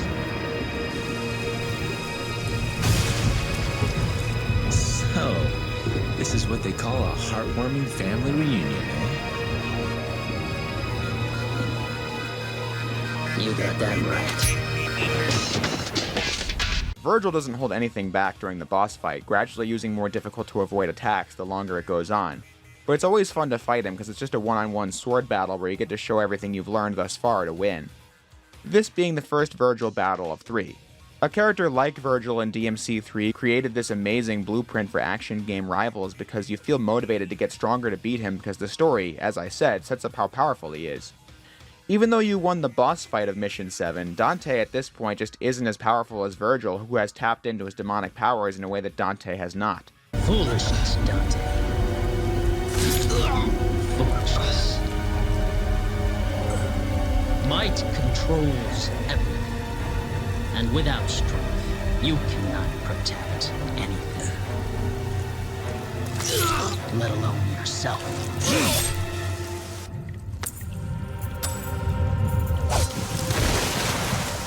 But getting defeated and losing his mother's amulet to Virgil in Arkham awakens Dante's true power. Rebellion's design changing to its awakened form now that Dante has done so. The game just straight up flexing in the intro to Mission 8. I wasn't kidding, these are some of the best cutscenes ever put into a video game.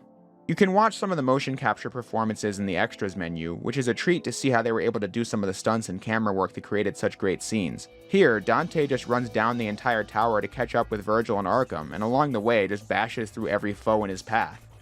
It's so fun to watch as this sick-ass music is playing in the background. But this scene is a great demonstration of one of the story's best qualities. Dante is super badass a lot of the time in this game, but this being a younger, more inexperienced Dante, they also let him get his ass kicked or do goofy stuff that would never happen to him in 1 or 2. Like how this epic scene of kicking ass ends by Dante just getting eaten by a flying demon monster and the next mission is having to escape its stomach. So he's allowed to look cool, but he'll always be knocked down a peg and have to get back up, which is great character work. Mission 8 begins the second act of the game, and the new unlock is Dante's Devil Trigger, which works exactly how it did in DMC 1 and 2. Only cool detail is that Dante has a different Devil Trigger design with each of his weapons. And there's some weird tech like charging your DT gauge for an explosion maneuver, but otherwise it's basically the same kind of thing as before with defense and attack buffs. Since we've gotten this far into the video though, I'd like to use this as a chance to talk more in depth about this game and say that I do have some nitpicks when replaying DMC 3. Now don't get me wrong, I love this game and I hope that has been evident thus far. I think this is one of the best games ever made, but I don't think it's flawless as an experience, especially in hindsight. So I say these little grievances out of pure love for the game and the series. For starters, the fixed cameras still conflict with the analog stick movement when changing angles. Not a big deal, but it happens, and the platforming control is just as bad as it was in DMC 1 and 2, but this also doesn't come up often either. When getting into little issues I have with the experience that are more combat related, I don't really care for only having 2 weapons at a time. Once you unlock Agni and Rudra, you'll realize that you have to pick only 2 weapons to go into a mission with, and you can only change that at divinity statues. For me, I'm all about player freedom and combo creativity, and I think capping that does the game's combat system a disservice. I just think it's a limiting factor. It just makes me not want to use certain weapons since there are some I like more than others. The 4th weapon Dante unlocks in this game is a demonic guitar called Nevin, which is great for doing damage onto crowds of enemies, and it stands out since it's the first truly wacky DMC weapon, which will become a franchise staple going forward. However, when limited to only 2 weapons, I'd rather use Cerberus, Rebellion, Agni and Rudra, or the last weapon, Beowulf, over this one. So when playing the original DMC 3, I'm just not likely to use this weapon much at all, because I have to choose which 2 weapons I want, and so I'm going to bring the ones I enjoy using more. Some might find this to be a more experimental system, and that is totally fair, but for how I play, I just think it discourages creativity. If DMC 3 let you switch gear in the pause menu, it might be a pace killer, but the option would be nice. I also don't like how DMC 3 brings back an issue I had with DMC 1. Air Hike is Dante's double jump. I think this is the kind of ability that Dante should be able to learn and just do regardless of what weapon he's using. But in this game, Air Hike is something you must purchase for Rebellion, A&R, and Beowulf. Cerberus and Nevin just don't get it. Though Nevin is the only weapon where Dante can do air rage, so there's that. Something as core to a character's moveset like double jumping is gone for 2 whole weapons only, and you have to waste red orbs buying it 3 times for the other weapons, which is really redundant. The system I most grew not to like when replaying this game from the beginning was how style upgrades worked. You'll see 3 circles next to your health bar, and this shows what level your style is at. The closer the circular bar is to being full is how close that style is to an upgrade. Yellow is for Trickster, red is for Swordmaster, green for Royal Guard, and blue for Gunslinger. When your style levels up, you're able to do more with it, like getting additional moves to play around with for Swordmaster, or being able to block in midair with Royal Guard, that kind of thing. But you don't buy these upgrades with red orbs like everything else in the game, you instead increase each style's level with experience points you gain by defeating enemies. I just don't think DMC gameplay and experience points mix well. Getting upgrades in this series has been a pretty figured out science since the first game. You have to buy them with red orbs, and you get more by killing enemies with a high style rating. Direct incentive to keep your combos going for as long as you can. Experience points just makes you grind for them, especially with how high the requirements are for level 2 and 3 for each style. Mission 18 is a boss rush, and bosses grant you like 7,000 points per each one defeated, so on a playthrough of this game I did a few years back, I just replayed this mission over and over again till all my styles were maxed out. In that process, I felt like I wasn't really being encouraged to master anything, I was just grinding, and that's why I think the style upgrade system just doesn't really work that well in DMC 3. Buying them would have made a lot more sense. But then, I guess I just don't really like this system where you can only have one style at a time either.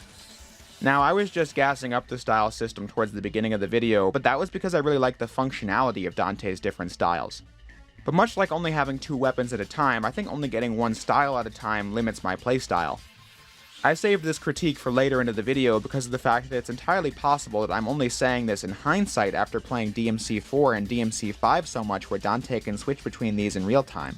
I can see an argument for and against having it be like this in DMC 3. Being able to switch between these very different styles of play on a whim can get pretty complicated if you don't know what you're doing. So DMC 3 just giving players the defensive trickster style and letting you experiment from there if you want to was perhaps a way to ease players in. DMC 4 and 5 didn't have to worry about that since you didn't play as Dante until halfway through the game in both of them, so by then you'd be adjusted to the game's mechanics. I think I heard once in the past that a reason was also that the PS2 couldn't handle real-time gameplay switches like that, but if that was true, I'd still say letting you switch in the pause menu would have been good enough for me. As it stands, in replaying OG DMC 3, I just won't ever use Trickster or Gunslinger because I'm more proficient in Swordmaster and Royal Guard. When if I had access to all of them at once, I'd be making use of those things. I can say that confidently because now we have the ability to do so. Modders on PC changed the game to be more like DMC 4 and 5 with style switching long ago, but this mode of play was made official by Capcom in 2020 when DMC 3 hit the Nintendo Switch. I'm not kidding you, in 2021 I finally bought a Switch just so I could play DMC 3 with the new freestyle mode because it has features that even the mods don't. I was kind of hoping Capcom would do their player base a solid and give the other consoles the freestyle mode as an update to the HD collection, but they never did so I had to get a Switch. But I guess I shouldn't be too surprised. This is the same company that didn't release DMC Definitive Edition or DMC 5 Special Edition on PC. But anyway, if you've played Devil May Cry 4 and 5, this style switching works exactly like them with the D-pad, and it is glorious. Using Trickster to warp up to enemies and then slashing in midair with Swordmaster, blocking and deflecting attacks with Royal Guard, and then getting in that extra chip damage with Gunslinger. It's a really engaging combat system because there are so many options. The freestyle mode also giving you a full weapon wheel with all the melee weapons and guns unlocked, and you don't even have to switch between them in a set order. You can use the sticks to pick which weapon on the wheel you want, which really opens the combat system way up for cool combos. Even if it kind of breaks the style meter in half, since variety is so easy to achieve. But the game is still plenty difficult, so it's balanced as well, I'd say. Really, I don't think there's a better version of DMC 3 than the Switch version. It and the previous HD releases were based on the special edition update the game got on PS2. This included cool features like Turbo Mode, which upped the game speed to 120%, and a Virgil campaign. Though honestly, I don't really like it that much. You just play all of Dante's levels as Virgil, and most of his attacks are just reused animations from the boss fights. So he just isn't that fun to play as compared to Dante, and the only new cutscenes are at the very beginning, so I usually don't bother with this. But my point was that DMC 3 Special Edition added new content, and the Switch version has all that and more, making it the only way to really play the game now. Unless you want to mod the PC version, that's a different conversation. That is assuming you can look past the fact that I think most remasters of PS2 games look like staring into a backed up toilet, but the gameplay improvements are enough for me to say this is the best version to play casually, though I play original versions for videos to maintain that original visual style. But criticism time is over now. I don't think it matters what version you play, it's still an all-time classic game. There's a lot of mission variety in the middle of the game. Where I last left off was Mission 8, where Dante is just inside the body of a living demon and needs to fight his way back out. I like these spinning blades in Mission 9 and how you can Royal Guard on them, or almost any environmental hazard in the game, come to think of it. Mission 12 is this cool thing where you're stuck in Devil Trigger and your health is gradually draining and you need to complete the mission before you just die. Missions keep introducing new enemies and bosses on a regular basis. This Demon Chariot boss in Mission 12 was one of the sickest moments I had in the playthrough. I had a Royal Guard perfect block that was so well timed that I don't even know what happened, because it was too quick for me to even see. Though while I mentioned this boss, it grants Dante the Quicksilver style that slows down time. but I never used this or the doppelganger style you get way later in the game. I mean, if I'm not going to use Trickster or Gunslinger, I definitely can't find the room to use styles that felt even more situational. But as I was saying, lots of cool bosses in this game, like Beowulf. It's a really hard fight, but when you win, the boss manages to escape, only to find Virgil, who just tears it apart in 2 seconds and takes the weapon you would have gotten from that boss had it not escaped. Thought that was pretty cool and got me hyped and in a state of dread for the upcoming boss fight. And to top it all off, I think the story has a lot of intrigue in this game. DMC 1's plot was kinda cool if you look past the dated presentation, but DMC 3 is a legitimate epic. And what's kind of noteworthy about that is how the story's strength comes from the characters. This game doesn't have a huge cast of characters, and scenes only usually have 2 people in them, but these relationship dynamics are pretty interesting. I already kinda talked about Dante and Virgil, but then there's Virgil and Arkham. With how cold Virgil is towards the guy, you just assume Arkham is working for Virgil, especially when Virgil just kills him when his usefulness is expired. But then Dante and Lady find his body in a completely different spot, and he tells Lady he was manipulated by Virgil and begs her to kill him. Like, what's going on with that? And then the Jester is a total wild card that keeps messing with Dante, but he's never around long enough for you to seriously wonder what he's up to. Dante has a clear character arc in DMC 3 that is gradually built throughout the story. Starting the game as this bummy guy who wanted to fight Virgil for no other reason than because he just had an axe to grind with his twin brother. He didn't give a damn about or acknowledge his demonic heritage. I don't have a father. I just don't like you, that's all. His totally carefree attitude is contrasted with Lady, who's resolute in her own mission of killing her father, Arkham, who had killed his wife, her mother, and killing any demons who stand in her way. But Dante is unkillable, so they're more or less forced to work together. Her passion for avenging her mother and doing the right thing visibly has an impact on Dante. That attitude shift, combined with his awakened demonic powers, gives him renewed confidence when it's time to rematch with Virgil. Scenes like this are another demonstration of how ahead DMC 3 is in the story department. The casting of Reuben Langdon and Daniel Southworth as Dante and Virgil were just really definitive, and the dialogue is much better written than previous games, and the delivery of the lines is great, the cutscenes look fantastic, and the music is well timed. It just gets you hyped up for a cool boss fight. It doesn't matter to me one way or the other. More importantly, I've come all this way. I'm sure you have time for one more game, right? Why not? After all, we share the same blood. I'll just use more of yours to undo Daddy's little spell. So, you want a piece of me, literally? Okay, bro. Come and get it, if you can. I know I already said this about Mission 7, but when I first played Mission 13, I was convinced it had to be the final boss because the game was even more ball-busting in the middle than it was at the beginning, and this second encounter with Virgil is the hardest one, if you ask me. In the first and third fights, he uses swords, and I found those attacks easier to dodge compared to his fists in the second battle. But of course, this is not the final boss, and it's just the moment that ends the second act with one of the best twists in gaming. Arkham was behind everything and even was the Jester in disguise. He's been obsessed with gaining the power of Sparta for ages, and he knew that to get it, he needed the amulets from the sons of Sparta and their blood, as well as the blood of a human woman, his own daughter, and carefully manipulated everyone to get them exactly where he needed to be, so that he could step into the underworld and get Sparta's sword, Force Edge, and become as powerful as the legendary Dark Knight. On paper, it's a scene where Arkham explains his whole plan to the other characters, but in execution it's really compelling to watch, because Arkham as the true antagonist was staring you in the face for the entire game, and yet you're gobsmacked while watching the scene because I, at least, wasn't thinking too hard about it while getting to this part in the first playthrough. And then you see the heroes in this weakened state getting beat up by the previously unthreatening Arkham. The 3 main characters get separated at this point, and it's up to Dante to reach Arkham and stop him in the third act. In the final act, the battle theme changes to this track called Divine Hate, and it's a real banger. But then the whole soundtrack in this game is fantastic. The main theme, Devils Never Cry, doesn't play in full until the credits, but it's a recurring motif throughout the cutscenes, be they action-oriented or emotional scenes, so I think even the cutscene music is a winner in DMC 3, and the boss themes are all great as well.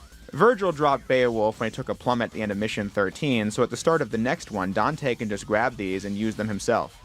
This is your barehanded combat option, and it's much improved from what was in DMC 1, since it's easy to close the gap between Dante and the enemies with Beowulf, and it has a variety of great and fast-paced combos with a good set of air combo abilities as well, making it one of my favorite weapons in the game. Though I will say, missions 14 and 15 are where the game does start losing me a little bit because they're my least favorite ones by far. In 14, I sometimes get lost when considering which way I'm supposed to go, and then Mission 15 is the king of that since you need to hit these switches to spin the tower and collect 3 things, but I always get lost trying to get back to the starting position, and thus it's my least favorite mission in the game. But it moves rapidly towards the climax from then on, as Dante fights Lady in Mission 16, and they reach an understanding that he's not just some demon, but a person with a familial stake in this conflict just like she has. Dante then fights his shadow self in Mission 17.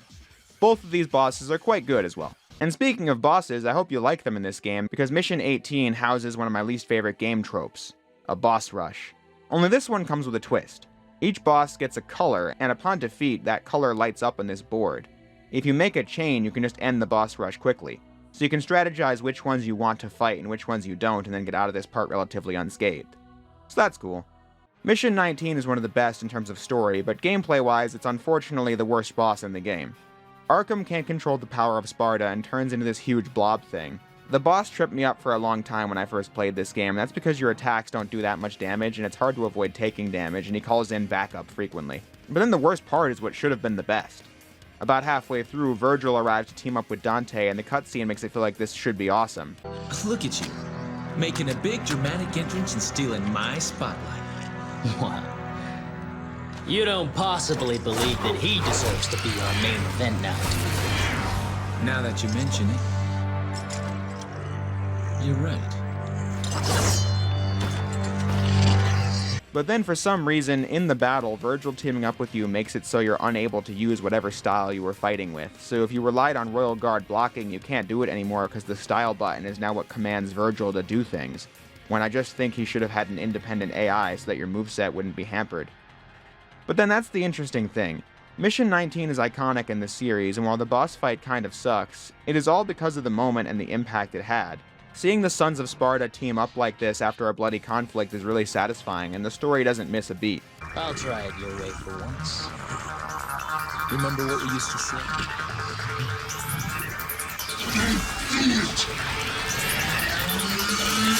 Jackpot.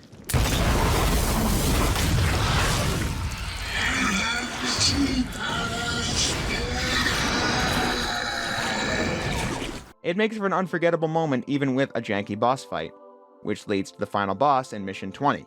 Lady finally gets to kill Arkham while Dante and Virgil travel to the demon world and battle over the amulets and Force Edge. Here, Dante's character arc is more or less complete, fully acknowledging his place as a son of Sparta, something he rejected way earlier as he now has discovered his true passion, fighting to protect those he cares about from the underworld, like Sparta did before him, which puts him in conflict with Virgil one last time. We are the sons of Sparta. Within each of us flows his blood, but more importantly, his soul!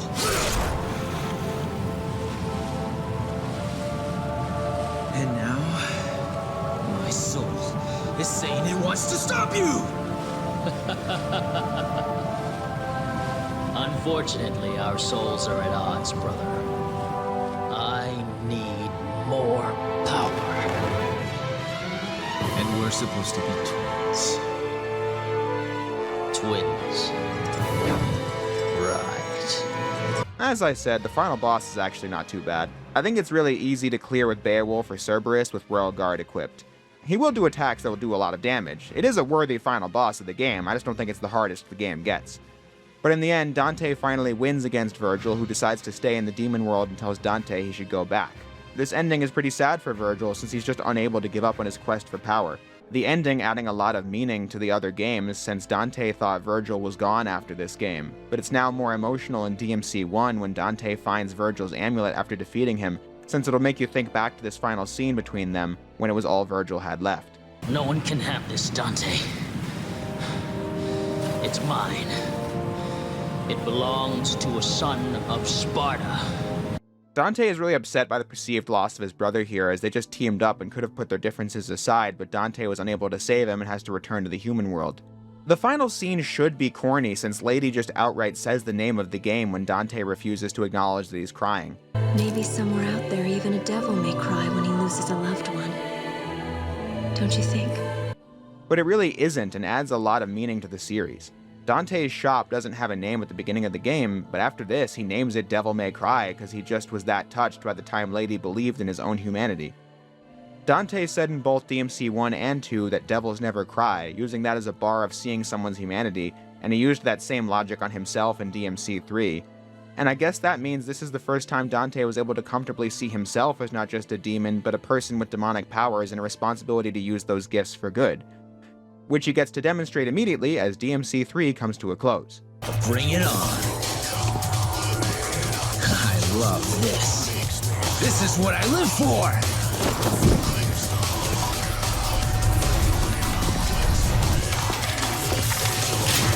I'm absolutely crazy about it! The credits are also interactive. You have to beat 100 enemies in order to get a post-credits scene.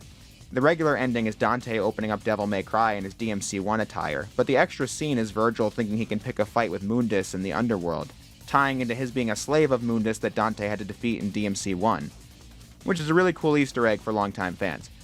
But I really don't even need to say much else at this point. There's stuff in this game I didn't even mention, like secret missions or extra costumes or Bloody Palace, but I just think focusing on my thoughts in the campaign was certainly enough. I think this is one of the best games ever made. An incredible comeback from one of the most disappointing game sequels ever, and it got the reception it deserved. DMC 3 is an all-time classic in the 3D action genre, and it's well worth anybody's time almost 20 years later. But then when I think back to DMC 3, I realize I do have issues with the experience that are more obvious when I replayed it well after being a DMC 5 addict. But those issues, the ones I mentioned earlier, have no effect on my opinion of this game, and that's because of what I talked about during Mission 19. The game isn't perfect from start to finish. There are janky sections and missions I don't care for, and bosses I don't like to fight, but this game is an unforgettable experience, both in terms of how satisfying it was to overcome such a tough game, and in terms of how compelling it was to see the story unfold. It is certainly a game I won't forget anytime soon, and will continue to revisit as the years roll on.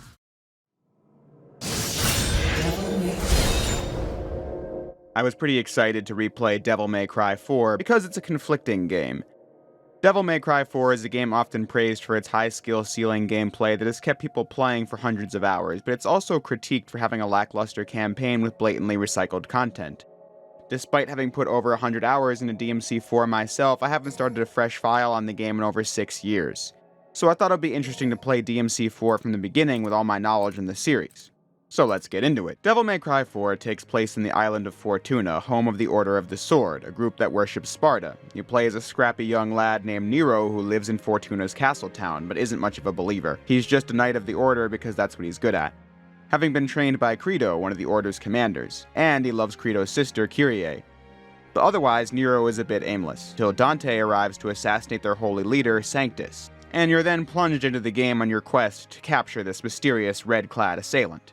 What any player of DMC 3 would know is that Dante is a really complex playable character when he has access to all of his tools. Dante in DMC 4 is far more complex than his DMC 3 counterpart, so I think the introduction of Nero as a playable character works really well. DMC 4 was the first game in the series released in the PlayStation 3 and Xbox 360, so they were trying to reach an even bigger audience than ever before, since the first three were all PS2 exclusives. Nero is a great introduction to how Devil May Cry functions, as he only has one melee weapon, the sword, Red Queen, and one gun, a revolver called Blue Rose. This gives new players a character who is easier to get to grips with than Dante, who has all his different styles and weapons. Red Queen has a decent amount of combos at the start, and then when upgrading it, it's the only weapon you'll be able to focus on, giving that one weapon even more potential. The basic combos for Red Queen are all really ferocious as Nero wails on enemies, like the one where he just slams his sword to the demonic hordes like it's a baseball bat. His other combos having a wide spread to their attacks too, but still, it's easier to process as a new player. And then you can focus on learning the ropes on how to dodge enemies in Devil May Cry and how the style meter works and things like that. I just think Nero's simpler playstyle gives newcomers an easier intro to the series mechanics, and that goes for both DMC 4 and DMC 5. But that's not to say Nero isn't a high skill ceiling character, it's just not as high as Dante's. Nero is incredibly addicting to play as in his own right. Though, to get the most out of it, you'll need a couple things. For starters, Nero has Blue Rose mapped to the square button, which is how all firearms were in the first 3 games. However, the main mechanic of this gun is its charge shot. So I recommend remapping the shoot button to R2 so you can easily charge the gun while attacking with Red Queen. Besides that, you'll need to save up so you can afford some basic upgrades like Enemy Step, which allows you to jump cancel off of enemies, Air Hike, giving you the double jump, and the Sprint for faster movement. Not having access to some of that stuff was really weird to go back to when starting a fresh file in this game. As in, I forgot Blue Rose wasn't mapped to R2 by default because I haven't played without that for so long. And I also took Enemy Step for granted, since it's been so many years since I needed to unlock it. You don't even get Nero's snatch mechanic until a little bit into Mission 2, which definitely caught me by surprise. But anyway, it was funny. When I reviewed DMC4 the first time over 5 years ago, I didn't even know most of what Nero could do, which was evident since I said his playstyle gets old after a while. The comments in that episode were quick to inform me of my mistake. What I did know was that Nero was able to rev his sword up to 3 levels and that it would do more damage when maxed out. In that video, I said the challenge was revving up while avoiding damage, and this is absolutely not the case. The real highlight of playing as Nero is how if you hit the rev button during an attack with the right timing, it'll automatically rev up. Each attack has different timing to do this with, and it just takes practice to get right. But the dopamine hit when you get it right is never ending. Nero's combat loop is using Red Queen and trying to get the rev timing right for maximizing damage while doing all the DMC staples like jump canceling and the sort. Charging your gun and launching enemies away with it and then snatching them back with your Devil Bringer and using it to slam and toss enemies around and repeat. Nero has this seemingly unexplainable demonic arm, and with it he can grab enemies from great distances, and then with a press of the circle button you can pick them up and slam them around. When bosses are stunned, you can do this on them too, and it's super satisfying. The best parts of Nero's gameplay are when bosses fly towards you or send some projectiles at you, and proper timing will allow you to counter with the Devil Bringer. It's super fun and rewarding to play. Defensively, Nero has this dodge mechanic where if you dodge roll with just the right timing, you do this evasive dash maneuver which can be leveled up to give you extra dashes per each attack dodged. And then when closing the gap between Nero and the enemies, you can use the Devil Bringer to make enemies come to you, or you can get closer to them with the Streak, Nero's equivalent of Dante's Stinger, only with more spread to it. And you can even do this in mid-air, which is pretty badass. Nero is, as I said, a simpler playstyle than Dante by a considerable margin, but when you get into Nero's mechanics in depth, you'll find a character that's super cathartic to play as because of his frame-perfect dodge mechanics and his frame-perfect damage increase mechanics, and his other cool and flashy maneuvers that really get the job done. What complements the combat is the production value of DMC4. Nero's battle theme is also just the main theme of the game, Shall Never Surrender, and if we're just looking at all the pre-DMC5 battle themes, this one is probably my favorite. I just love how headbanging the first half is, before proceeding to the more romantic second half that plays in the credits. Both halves of the song are a great listen. The first half is such a catchy tune that you never get sick of while smacking demons around. But then, the game has gorgeous visuals and effects that make combat even more of a visual spectacle than the mechanics already did. I was playing the game on the 2015 Special Edition, which I can speak more on in depth later. But for right now, I just mean that I got to play it at 4K and 60 FPS on Steam, which makes it look like a pretty contemporary game because the lighting and areas look so good to this day. But then when sampling it on Xbox 360 for a bit, it still looks quite nice. The resolution is lower, but the frame rate is still solid, which is impressive with all these effects and models going by at this speed. The cutscenes were always beautiful to look at, though. DMC3 really upped the ante of video game motion capture, and DMC4 lives up to that legacy with frequent action cutscenes that are a joy to watch. The opening battle between Nero and Dante is everything you'd want to see in a next-gen Devil May Cry cutscene as they fly around the room doing cool stunts like them shooting at each other point blank and always dodging it somehow. It's a lot of fun to watch. In-game, the camera work is really stellar as well. DMC4 was one of the last action games to make great use of fixed camera angles, and while this can lead to some control issues I mentioned in my DMC1 video from a few months ago, you'll also get impressive shots that convey a lot of scale and scope almost effortlessly. So the game is great to look at and listen to, and is great to play as well. What more could a person want? Well, that's where the issues start to come in. When I replay DMC3, I'm fine just playing through the whole campaign with everything unlocked and having fun with that. Starting a fresh file is also enjoyable. And it's the only way you can replay Devil May Cry 1, and it's a blast. DMC4 is a game I've played for maybe 250 hours of my life, but I've only played through the campaign 3 times now. The reason is because this game plays like a dream, and I could load up Bloody Palace as Nero, Dante, or Virgil any day of the week, but the campaign in this game is kinda weak. In the Nero portion of the game, it's just filled with gimmicks I don't care for. Using the Devil Bringer, Nero can launch from point to point, but as always, the platforming control in Devil May Cry is awful. One of the early missions sees Nero needing to swing through this room. The low ceiling is covered in spikes which send you back to the ground on contact where enemies are waiting for you. In theory, this is a simple section. You just get from point to point, but Nero jumps up a bit with each point, and at the last swing, I just kept getting damaged by that, and it turns out you just need to press the button as lightning fast as you can and you'll be fine. But I thought I was pressing it at a perfectly fine pace because it worked in all the other ones, but evidently not. What an idiot I was for my inability to intuit that. Nero also has to contend with this dice roll game. Depending on what color you land on, you get different effects, one of them showering you in red orbs and another one of them dropping enemies in, for example. If you hit the die, whatever number was on top is how many spaces you'll move. So if you just count up how many spaces you need to move and count how many you can safely move without landing on a punishing space, you'll do just fine. And it's also only one room, but I don't like doing it because it's fucking boring. Nero also needs to power up these gyro things and hit them so they can be moved into the correct spaces. That's also a bit of a snooze fest because it's the kind of puzzle where you figured it out long before it's considered solved. It's not bad or frustrating, I just don't care to play that mission. And that's how I feel about many Nero missions.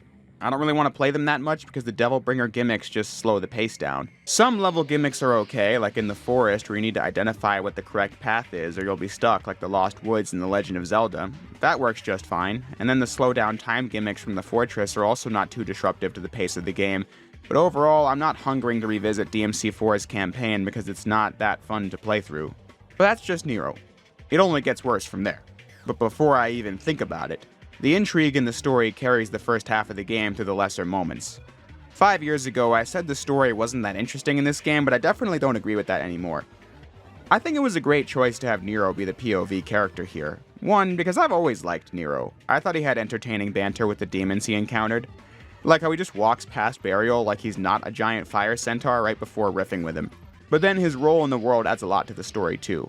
Even though he's clearly on the outs with the religious community he finds himself in, when starting the game you just kind of assume these people are on the level because this is where the main character lives, until Dante is the one to kill his holiness.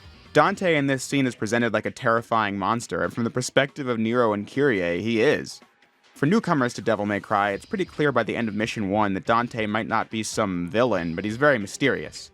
But then for the longtime fans, clearly Dante has to be the good guy. We're just seeing this adventure from someone else's eyes. So you play through the early missions where Nero is tasked to capture Dante. He and the audience then start to learn more about the Order of the Sword and what they're actually up to. Agnes, the researcher, is creating angelic creatures to battle demons that have been released into the world by the Hellgates he created. Agnes even recovered Yamato, Virgil's sword, albeit in a broken state. But the twist is that Nero is able to restore it and fuses it with the Devil Bringer. In gameplay, this gives Nero a sort of devil trigger. It's not a full-on devil form like Dante or Virgil could tap into. This is just some demonic power you can use to temporarily be more powerful. In gameplay, it functions no different than a devil trigger. I'm just clarifying that in the lore, Nero doesn't activate his own devil powers until DMC 5. This is just a fraction of that.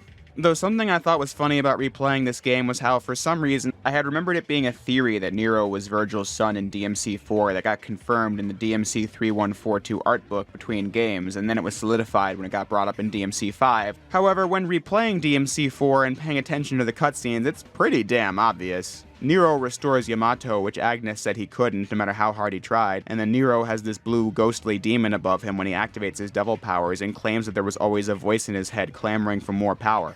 If that wasn't obvious enough, Sanctus needs the blood of Sparta to activate his savior statue and use it to rid the world of demons. The plan was to capture Dante and use him, but he decides to settle for Nero. So the game just says Nero is a descendant of Sparta, and we all know Dante doesn't have any kids. So while DMC4 never says Nero is Virgil's son, it basically did. But yeah, once Nero is almost killed by Agnes and given his second wind from Yamato, his quest then changes from capturing Dante for the Order and becomes finding out what's really going on here. That leads to Nero's battle with Credo, which is absolutely one of the best fights in the game. As I was saying earlier, Nero bosses are so much fun because of how satisfying it is to play as Nero, but also because they give you plenty of chances to use your dodge and Devil Bringer abilities, and that shit never gets old. But then Agnes captures Kyrie and uses her as bait to capture Nero. This outrages Credo, but Sanctus kills him and captures both Nero and Kyrie to use them to power the Savior, leaving it to the son of Sparta to save the day.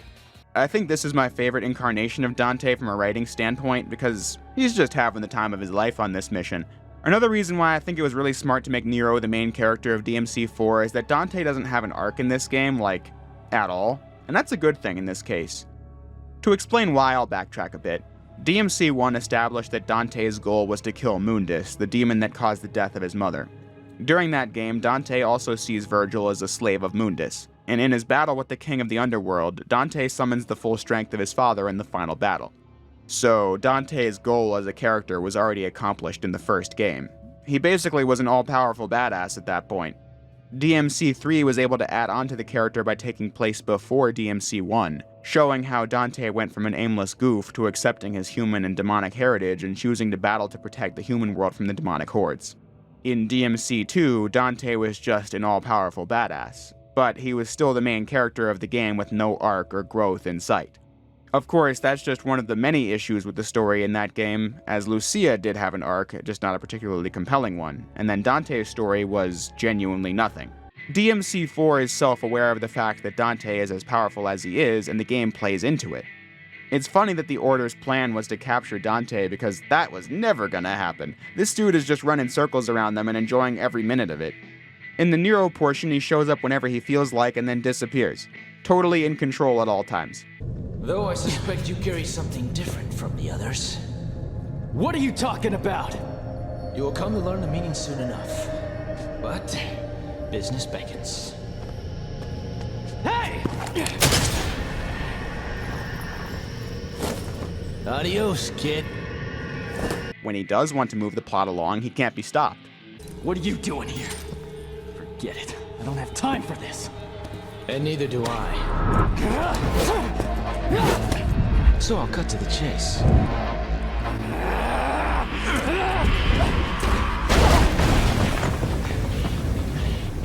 I'm here for the sword.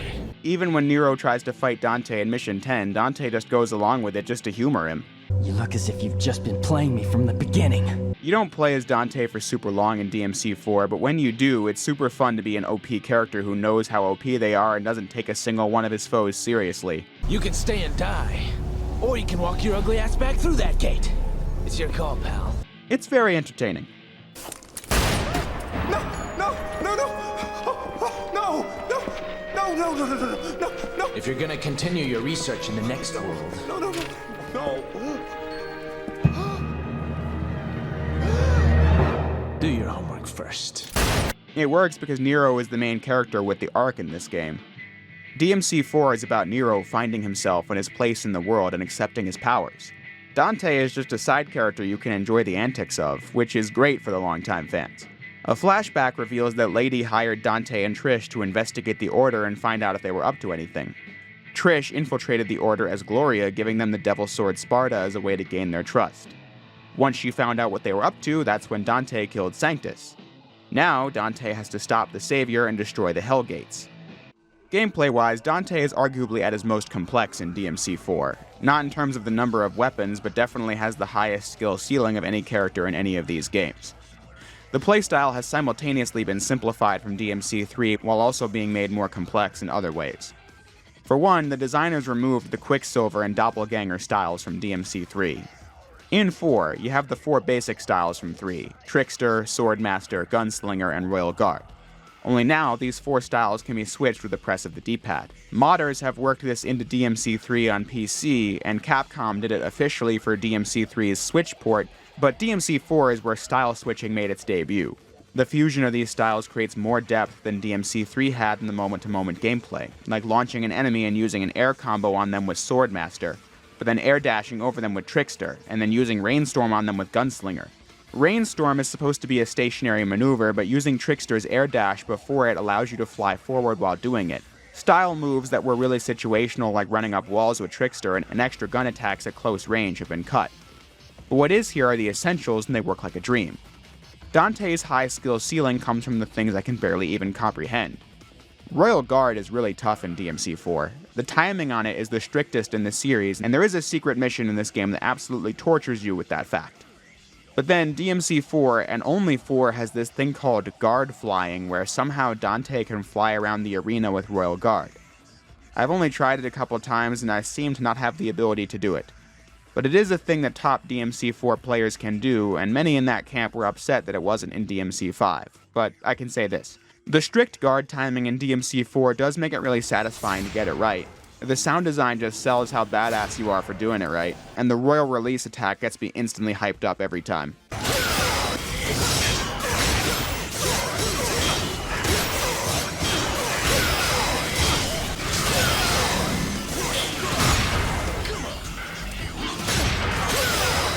One of my favorite improvements between DMC 3 and 4 is the upgrade system. 4 still has red orbs you use to buy items, but it introduces something new called Proud Souls. These are rewarded to you after completing a mission, and you get more of them if you finish the mission with a high ranking. I first thought having 2 currencies was a bit needless, but I think it worked out just fine. You use red orbs, which function the same as always, to buy healing items, and blue orbs to increase your maximum health, and purple orbs to increase your max devil trigger. Then the Proud Souls let you unlock more combos and abilities for your various weapons and get upgrades to your character's core abilities. I complained that DMC 1 made Air Hike, the double jump, only available for Alistair and not Ifrit, and then DMC 3 only gave you Air Hike for 3 of the weapons and not the other 2. I thought it was pointless to make you buy the double jump 3 times and lock 2 of the weapons out of it. In DMC 4, you buy Air Hike once and you can use it with any weapon, which is a great improvement. I waited until talking about Dante to bring this up because the new upgrade system has the biggest impact on him, if you ask me. I almost had a fully maxed out Dante from the beginning. As Nero, I always felt like I didn't have a lot of Proud Souls, so I solved that problem by grinding Mission 2 on Legendary Dark Knight difficulty. There are so many enemies in this mode that getting an S is pretty easy. And then when I started playing as Dante, I had like 60k Proud Souls, so I just fully maxed out all 4 of Dante's styles before I even started his first mission. In DMC 3, I thought the styles leveling up through experience points was a real drag on the game, as it took forever to get a style to level 3. You could say that encourages replaying the game, but I felt like it just turned into a grindfest when I replayed the game on the Switch. Someone in the comments of that video said they felt like buying style upgrades and getting them through EXP was basically the same thing. You had to play well and grind to either get the experience or the souls/orbs to do it, right? But I think the key difference is that experience grinding just takes forever and you need to do it for every style. If you play well and have the required currency, you could be like me in this run and have the full powers of the styles pretty quickly and then put them to good use by playing the game at the highest level I can. I just find this system of upgrades to be more accessible than DMC 3's. So yeah, Dante's a super cool badass and it's really fun to play as. What could possibly go wrong? Well, like Nero, there is a but at the end of that sentence. Dante's portion of the game reveals some major cracks in the armor. DMC 4 certainly never reaches the unfinished lows of DMC 2 or anything, but the campaign really starts chugging along here. To get to the Savior, Nero needed to progress from Fortuna's castle town to Fortuna Castle through the woods and then the HQ of the Order. The Savior takes off and flies to the castle town, so Dante needs to run from the HQ, through the woods, through the Fortuna Castle, and then through the castle town on foot. You have to essentially play a truncated version of the game you just played, but backward. When you hear a game get called unfinished these days, it's often because of some major deficiencies that make the game not up to what many consider sellable standards. Devil May Cry 4 is verifiably unfinished, it's just not unpolished. As I have been saying, DMC 4 is mechanically fantastic, but Dante doesn't get original content. It's the same stuff with some of the dumb gimmicks removed. Dante just flips the bird to the dice game, for example. But then he also gets other lame level ideas, like an entire stage in the woods where you need to trial and error your way through these portals to find the right one, and also have these enemies pop up from the ground that try and catch you. Worst of all, Dante doesn't get original boss fights to capitalize on his moveset. You just refight the same bosses from Nero's section, just as Dante. It worked out well enough to where the bosses function fine as either character, it's just very repetitious, and the game is pretty shameless about it. But why did this happen? While it doesn't seem like there was a huge saga behind it, a panel with Ruben Langdon, the voice of Dante and director of the motion capture scenes, summed it up pretty well. It was called running out of ideas and running out of time. Ideas and time. I didn't produce the game side, I only produced the cinematics. So the actual in-game stuff was a whole different team. So you don't exactly know what the... But what I can say, what I know from having the communications with those guys, was that to appease the Dante fans, they wanted to squeeze Dante in there somewhere and give them playability as Dante. So they sort of, what do you call it? Forced, even though with gameplay and story, when you force something, it's like why it doesn't. At the end of the day, it doesn't really work. But they kind of, in their minds, they had to do it to appease the fans. So they forced Dante into the game. It really was a Nero game. Perhaps they were trying to avoid a Metal Gear Solid 2 situation where fan freaks lose their little baby minds over having a different protagonist, or just wanted to throw the Dante fans a bone. Either way, they didn't have the dev time to give Dante fully original content, so you just get a few missions playing the game in reverse. It's not awful. Dante's gameplay is way too good for me to say this section's a piece of shit or something. I just don't think it's that fun to play because Dante's levels are obviously recycled content with some lame gimmicks to not make it feel like eating the table scraps. But it just reinforces my main thing against DMC4. I think this game is top-notch mechanically, but the campaign can get kind of draining to play. Unlike Nero, Dante does unlock new weapons, and since you only have him for a few missions, you unlock new stuff at a pretty rapid pace. Dante starts with Rebellion, Ebony and Ivory, and the shotgun, but the forest boss grants Dante Gilgamesh, the hand-to-hand option for this game. This is super fun to use because the combos are fast and fierce, and there's great techniques to do with it. Like this charged uppercut. If you activate DT on the moment of contact, you do a wicked amount of damage. It's the best bare hand option in the series yet, if you ask me. It has many combos that Beowulf had in DMC3, but also cool attacks like Kick 13 that Ifrit had in DMC1. From the toad-looking demon, Dante gets Pandora's Box, which can be thrown like a boomerang, shoot rockets, shoots lasers, and can be turned into a battle station that can fly, or just release blinding light onto demons. All that's pretty cool. In fact, Pandora's Box was the only thing that allowed me to beat the secret mission where Dante has to kill 2 waves of enemies without taking a hit. But I don't feel like it's easy to work this weapon into combat that much. Its attacks are too slow for me to want to bother with a lot of the time. And lastly, you unlock Lucifer, which Dante uses to stab his enemies. A toss of a rose causes all the little knives to explode. I certainly think this is a useful weapon, and it's fast and comes with neat combos. However, you only get to use it in the last 2 Dante missions, one of which is a boss fight only. So I got most of my usage with Lucifer and Bloody Palace, not the campaign. You unlock it so late it doesn't even have that many upgrades. DMC4 thankfully removed the system from 3 where you had to pick only 2 weapons and 2 guns at a time, but then the game only has 3 weapons and 3 guns anyway. I doubt it would have made that much of a difference, to be honest. Which sums up my thoughts on the Dante stuff pretty well. Most of it works very well, it just doesn't come together cohesively. DMC4 got remastered as DMC4 Special Edition in 2015, and I'm sure some fans hoped this would be able to redeem DMC4 somewhat. While this is the best version of the game by far and the only one you should play, I think it kind of doubles down on the DMC4 issue. Special Edition adds some great stuff. For example, Turbo Mode, the game running at 120% speed. For an action-oriented game, this makes the combat even better. The resolution's been upped, the frame rate's more solid, all that good stuff. But the major draw is that it added 2 campaigns. One starring the other son of Sparta, Virgil, and the second new campaign stars Lady and Trish. This is where the remaster just doubled down on the same problem. Virgil is an absolute beast in DMC4 SE. I thought his playstyle was not that fun in 3 Special Edition because all his attacks were just boss animations repurposed to make a playable character, and I thought that paled in comparison to DMC3's Dante. In 4, they used Virgil's playstyle in 3 as a base for a much more fun character. When fully maxed out, Virgil can just use Yamato to just fly around the room and decimate demons like it's nothing. And then you can use Force Edge and Beowulf for the same purpose. Virgil's attacks, where they're slow or fast, have such weight to them. You feel like nothing stands a chance against you, which is perfect for Virgil. Trish also has some cool moves. They kinda used her DMC2 gameplay as an inspiration since she switches from using Sparta's sword to bashing demons with her bare hands. There are some cool effects and attacks you can do with it, though she's similar enough to Dante that I'd rather just play as him, to be honest. And then Lady uses her firearms and has no demonic powers. What melee attacks she has feel pretty slow. I'll be real, I never play as her much, just never got into it like the others. But anyway, like Virgil in DMC3 SE, the 2 new campaigns added for these characters is just the DMC4 campaign again. For Virgil, you'll play all 20 missions as him, including Dante's backwards missions, where you fight the same bosses again, only as the same character you were before. And in the last one, you play as Lady in the Nero missions and Trish in the Dante missions. So they crafted 3 characters with complex movesets rivaling the main duo, and all you can use it on is the same hit-or-miss campaign rife with boring gimmicks, repeated content, and recycled bosses.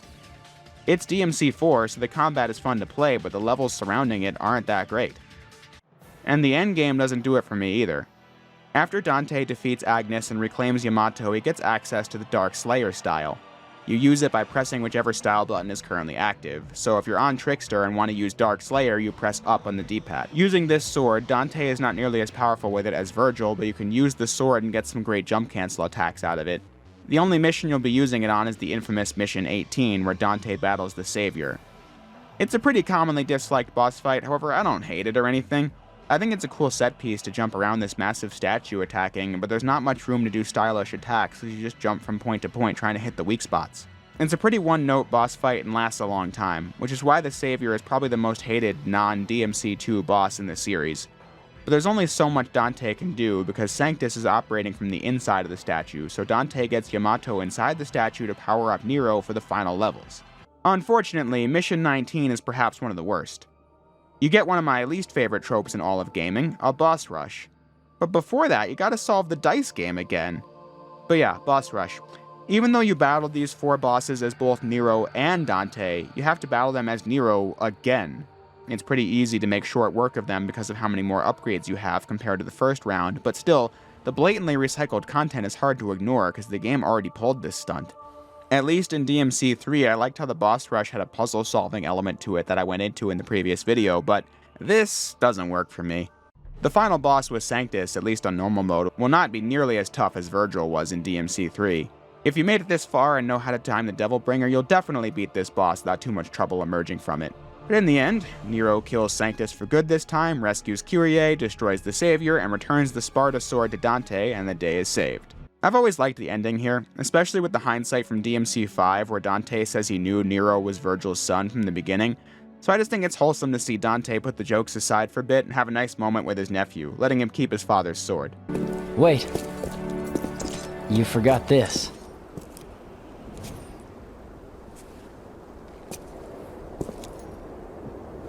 Keep it. What? I thought this meant a lot to you. That's the only kind of gift worth giving. I want to entrust it to you, so I am. What you do from here is your call. Hey, Dante. Will we meet again?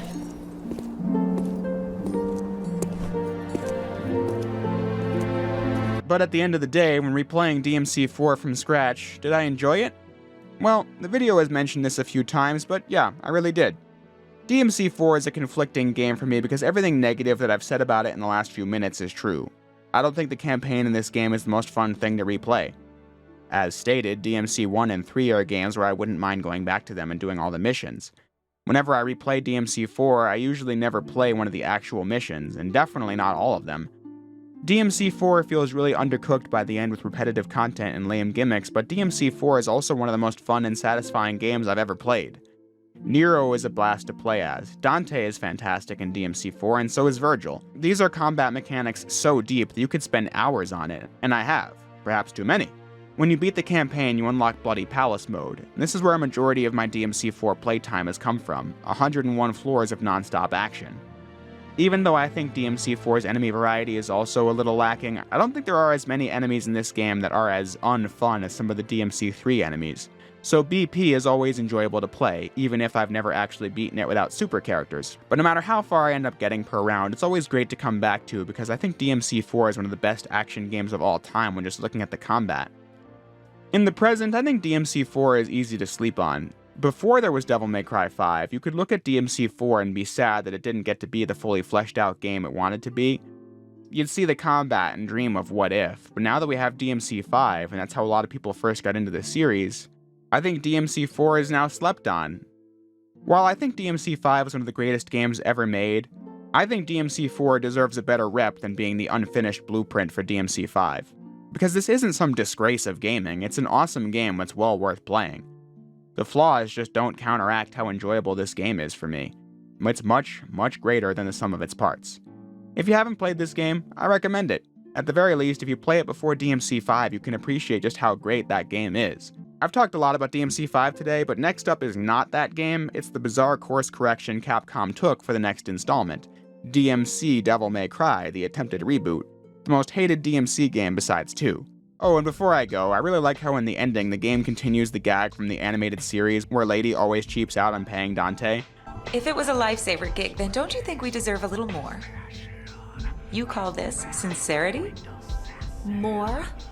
Was it not your fault that things escalated to the level that they did, bringing Sparta into the spotlight? Unlike the show, Dante at this point is so used to it that he doesn't even get angry at it, he just rolls with the punches. Hey, I was just getting to the good part. This is your case too, Dante. Yeah, well, We take what we can get, right? And then he still hangs out with her because he just likes having friends that much. It's a fun dynamic with these three. Can I come along? Do what you want. Don't expect to get paid. There's something so exciting about all this. You think so, right?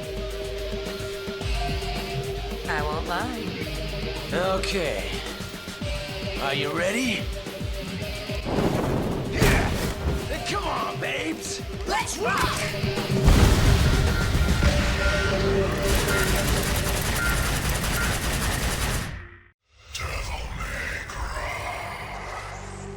I was equally excited to revisit DMC Devil May Cry as I was DMC 4, which I covered in the previous video.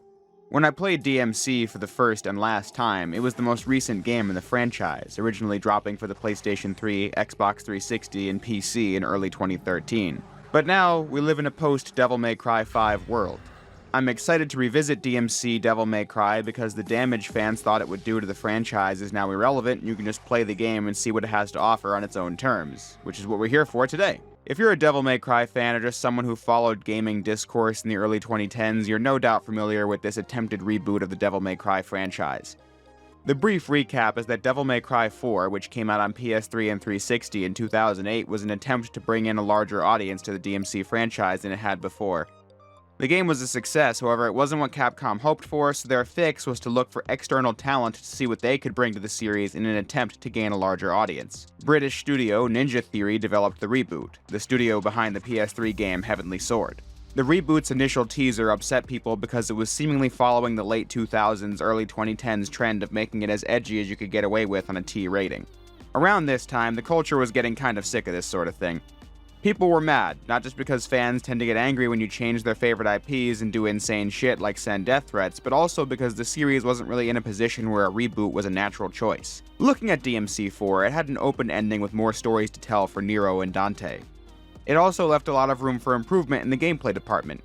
DMC 4 is one of the most mechanically complex action games ever made, and the issue is that the gameplay was tied down to a kind of mediocre campaign. The potential for improvement was palpable. But Capcom was going in the direction of a straight-up reboot. New Dante, new gameplay, new everything. It was also seemingly going in the generic, serious, edgy direction, too.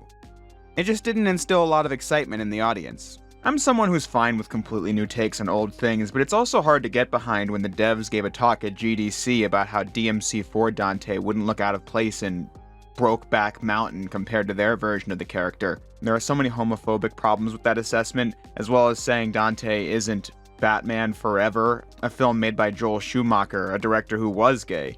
Though, when watching the footage, it seems like what he's talking about is how the art team for this game didn't think the flashy colors and bombastic antics was Dante, but rather at his core was a human with incredible powers. I think Dante is both, but regardless, their point was explained in perhaps the most tasteless way imaginable. Again, it's hard to get fans on your side when you're saying that this new version trounces the old one because of how lame it was. Not in a million years. But that's just a brief outline of the controversy surrounding DMC before it came out. The game was announced in 2010 and wasn't released until 2013. But I'm not here to talk about how mad people were about the game when it came out. The YouTuber FoxK did a pretty definitive history on the game's development that I recommend checking out if you're interested in it. Speaking for myself, I didn't play it until 2019 when I gave it a scathing review. I haven't really played it much at all since then, so because I'm both less likely to get into a hate hype wave than I was back then, and also because we now have DMC 5, I thought it would be really interesting to play DMC Devil May Cry again, free of all the drama. So in this game, the story is divorced from any of the events of the previous Devil May Cry games. It's a whole new story, and a new take on the backstory of Dante and Virgil. The game takes place in Limbo City, a major metropolitan area where Dante kills demons and gets laid, but little else. Demons rule the earth in this world. Mundus, the king of the underworld, is a corporate CEO who controls the media and food and drink and nearly every aspect of life. The demonic hordes live in a parallel world called Limbo. Mundus sends demons to kill Dante because he's the only known living son of Sparta, a demon warrior who fought alongside Mundus until he fell in love with an angel named Eva. Their union was sacrilege, and Eva was killed and Sparta was banished. A Nephilim, a half-demon, half-angel, is the only being capable of defeating Mundus. And that's where we find Dante at the start of the story. a drifter living in a trailer, until a human medium called Kat finds Dante and brings him into the Order, a terrorist rebellion against Mundus led by Virgil, Dante's brother. The three of them work on various operations to take down Mundus' empire and avenge their parents, which is all you need to know to get into the game. Even once you ignore the radically different tone and story from the earlier games, the original release of this game had a lot working against it. On console, the game was 30 FPS, which is becoming more and more standard throughout the 360 era. DMC 4 had a pretty stable 60 FPS on 360, so that was a downgrade in playability. And then, the game and combat system made choices that further dragged the experience down for many. But if you're playing DMC in the modern age, you don't really have to worry about this anymore. For the video, I played on my copy of DMC Definitive Edition, a remaster that was released on the PS4 and Xbox One. It even had a physical copy, which is on the screen right now.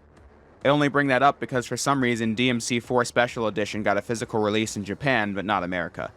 But I suppose the consolation prize is that in all regions, DMC 4 Special Edition came out on PC, when the Definitive Edition remaster of the reboot did not. But anyway, the remaster of DMC sports a lot of improvements to the gameplay. To just list a few of them, it has full 60 FPS gameplay, which makes it easier to react to the enemies and do more complex combos because the gameplay is smoother. You get Turbo Mode, which ups the game speed to 120%, making it even faster and more cathartic. You get the option to switch between the original game's targeting system and the target lock system the older games used. There's new skins, new difficulty modes, an extra cutscene was added for additional story context, and a bunch of balance updates to the mechanics for Dante, Virgil, and the enemies. And it makes completion more streamlined too. In the original game, there would be these secret keys with different materials that open different doors to secret missions. Certain keys that only work on certain doors. In the remaster, all keys and doors are the same, and any key you collect can be used on any door. Simple stuff like that goes a long way in making the game better paced. You can find the full list of changes between DMC 2013 and the Definitive Edition in the description because it was posted on a Devil May Cry forum. If you haven't played this game, definitely get it on the remaster, and if you only played the original version, I think it's worth a second playthrough on the newer version as well because it has a lot to offer in terms of balance tweaks. I think the combat in DMC is really satisfying. Dante is nowhere near as complex as he was in DMC 3 and 4, but that wasn't the goal. The game is just really cathartic to play. You get access to 5 melee weapons and each one just packs a wallop, and that makes fighting fun to do when you tear through demons. The presentation of the combat is very well done. The game dropped the fixed camera angles in favor of a more traditional third-person camera, but that doesn't stop the battles from feeling cinematic. I really like what they did with the style meter in this game. The last two games had the stylish ranking with a meter underneath it showing how much was left till your next grade and how close it was to diminishing as well. But in this game, they just made the stylish ranking and the meter one and the same, and when the announcer shouts out what rank you get, it ups the hype factor of the game considerably. I bring this up because I thought it was slick when DMC 5 did that, but in hindsight, that was something that the main series brought over from DMC. I just think part of a sick action game is great presentation, and DMC definitely carries its own weight in that category. I also like how getting upgrades for weapons was simplified. Killing enemies gives you upgrade points, and when the bar is full, you get 1 upgrade point. Each upgrade for every weapon costs just 1 upgrade point. Most of the weapons only get a couple of combos, but then you can further enhance the power of these combos as the game goes on. You can have every combo unlocked somewhat quickly though, which I thought was great because the real depth in this game comes from mixing them together. You start the adventure with Rebellion, which has a couple of basic combos and classic maneuvers like the Stinger, the Trillion Stab, High Time, and the Helmbreaker. And you can unlock core abilities like Enemy Step for classic DMC jump canceling action. In Mission 2, you'll unlock the Angel and Demon Whips, which really change the combat. By holding down R2, you'll activate the Demon weapons. While in Demon mode, Square will use the whip to pull objects towards you, including enemies. Holding L2 activates Angel weapons. The Angel whip pulls Dante towards objects. In platforming, this is put to good use throughout the game. DMC is the first game in the series to have good platforming control. All 4 of the previous games handled kind of like ass when you were forced to jump around, which wasn't that common, but whenever it came up, it always sucked because the jumps were so stiff and you were always committed to that jump you made, and the double jump only barely helped course correct. In DMC, jumping and double jumping feels more natural and easier to control, and you get this Angel dash maneuver that gives you great distance too. While jumping around, you need to use the Angel whip to swing to and from, and then the Demon whip to pull platforms around. It's not mind-blowing, but it is quality platforming in a Devil May Cry game that's absolutely worthy of praise. In combat, the whips are unique because you might be doing an air combo and kill the enemy, but pulling another enemy up to you to keep the air combo going is easy with the Demon whip. If your attack sends the enemies far away, the Angel whip can be used to close the gap. It's much easier to maintain a consistent air game in DMC than it was in any of the previous games, but I don't think that's a flaw. I just think by design that the air game is more accessible, and with sound design and combos like this, I can't complain because I had fun with it. You unlock 2 angel weapons and 2 demon weapons throughout the campaign. Your demon weapons are the heavy-hitting, slow options, and the angel weapons are the fast, rapid-fire attacks that deal less damage. The Arbiter is a powerful axe that sends smaller enemies flying and deals a great amount of damage. The Arex is one of the slower barehanded weapons in series history, but it works really well in the game since the attacks are, once again, so devastating to hit enemies with. On the angelic side, the Osiris is a scythe that cuts through enemies really fast and can pull them in any which way. And the Aguila is a sharp disc weapon you toss to either send enemies flying away or pulling them all in close for another attack. As I mentioned before, each weapon doesn't have a ton of combos, but the combos they do have come with many of the same inputs. Like Rebellion has a combo for pressing triangle twice, and then a pause, and then continuing to press triangle. But so do Arbiter and Osiris. DMC becomes super satisfying to chain combos together in because, let's say you're destroying an enemy's shield with Arbiter and do it after 2 hits. Then you let go of R2 and you're back to using Rebellion and the combo just continues. You don't have to start the attack combo over again when switching weapons like previous games, you just keep going. The loading screen shows off how much you can do with this combat system when playing at a high level. It's really good because the systems in DMC are really easy to get into, but also have a lot of depth for the hardcore fans to sink their teeth into because the variety of combos feels pretty endless with how the game handles weapon switching, and the utility the game gets out of the angel and demon whips in combat is great too. The Definitive Edition also rebalancing things for the better in this area. In the original, red and blue enemies could only be damaged with demon and angel weapons respectively. There are still some of those in DE, but not to a degree where it kills the combo game. Some enemies will be weak to a certain weapon class, but not invulnerable to others. While making the video, I got really into DMC's combat. From the visuals and sound design to the creativity that emerges from the game's combo system to the doable and interesting secret missions, I just thought this game was really fun to play around with. It's not perfect or my favorite game in the series or anything, but for what it's worth, I think this game's remaster really brings out the best in this game and makes it a really fun game to play when you get into it. Muscle memory from other DMC games always makes getting back into this one a little weird, but I think it's well worth playing. The only thing I had against the combat was that the firearms are too slow to be useful a lot of the time. There's often too much wind up and cooldown for the shotgun, for example, so I didn't use it as much as I did in other games. But otherwise, I thought the combat was pretty strong. The only gameplay issue I could bring up with the campaign is that I noticed the story mode was kind of inconsistent in length. Some missions will be kind of short, where you'll fight some enemy waves and the mission will be over, and then others are much longer. Like it took me almost 20 minutes to beat Mission 2 when I first played it for the video. And that's because some of the more story-heavy missions pump up the dialogue and extended scenes of running forward while listening to characters talk. And look, I'm a big fan of Uncharted and The Last of Us and games like that, but in games like those, I usually replay them to get the full story experience. In a game like DMC, the replay value comes from going back and perfecting your combat skills and exploring for items you missed. It can kind of kill the replay value for something like Mission 5, where it just begins with a long scene like this. But I didn't think this was a game breaker, just something I noticed. What makes story sequences noticeable in this game is that the writing isn't great here. That's another thing people really hated about the game when it came out, and that has not gotten better with time. I think the issues start with Dante. His arc is pretty much a carbon copy of the story arc in DMC 3, I just think the execution is much worse. In both games, Dante starts the story a bit aimless, not really doing anything with his demonic heritage, but he gets involved with a mission that forces him to confront his past and accept his role as humanity's protector from the demonic hordes, motivated by a woman he meets who's willing to fight tooth and nail to get what they want, even if they don't have a fraction of the power that Dante has. But then, Dante in DMC 3 is a likable character at all points in the story. This version of Dante just tries too hard to have an attitude, and it just comes off really annoying. Like, he's that guy who needs to undercut people being sincere with snarky remarks that aren't funny. Snarkiness has been a core component of Dante since DMC 1, however the old version was just more entertaining with it. I also think that the line reads for Dante are really bad in this game.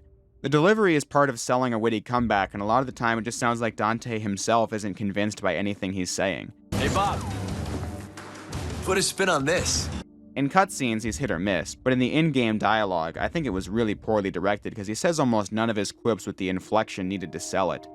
I don't think it's impossible for some of these lines to work, but a lot of the time he just sounds bored, like he doesn't know what he's saying. Get lost. Yeah, whatever. Who invited you, fat ass? So which one of you fat asses wants to be Limo's biggest loser? You've been eliminated. Congratulations. You win. That looked pretty nasty. That? Nah. That was just a big fat joke. Why am I doing this for a crusty old demon? Oh yeah, that's why.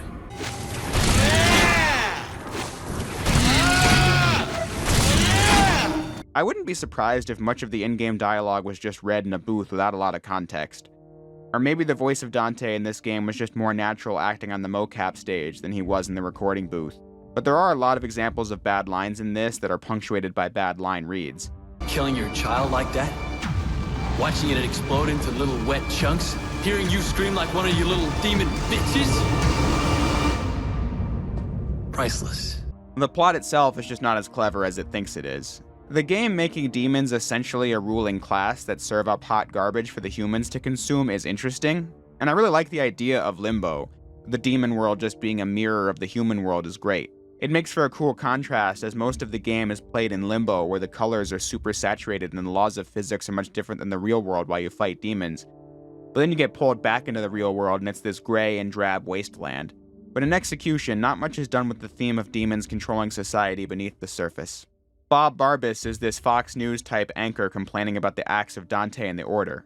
It's a very one-note gag, and once you find out that Bob is a demon controlled by Mundus propagandizing the populace, that's pretty much it. He keeps going on until you finally stop him like 10 missions in. I don't think this story is really giving you anything that feels all that fresh or original, which is fine. No story has to break the bank to say what has never been said before. But as I also stated, I don't think the main character's arc in this is that compelling because he's not very likable. The game has this societal commentary, but then it undermines itself with really try-hard vulgarity. It's not like I'm anti-swearing in a rated M game or anything, it's just not clever much of the time. See the already played demon bitches line. But the perfect example is how Mundus uses a succubus to produce the formula for the energy drink that keeps humans fat and lazy. But I'm not going to remember that part because of whatever it was the writers may have been trying to say about energy drinks and the companies who make them. I'm going to remember the fuck you competition between Dante and the succubus. So you must be the secret ingredient.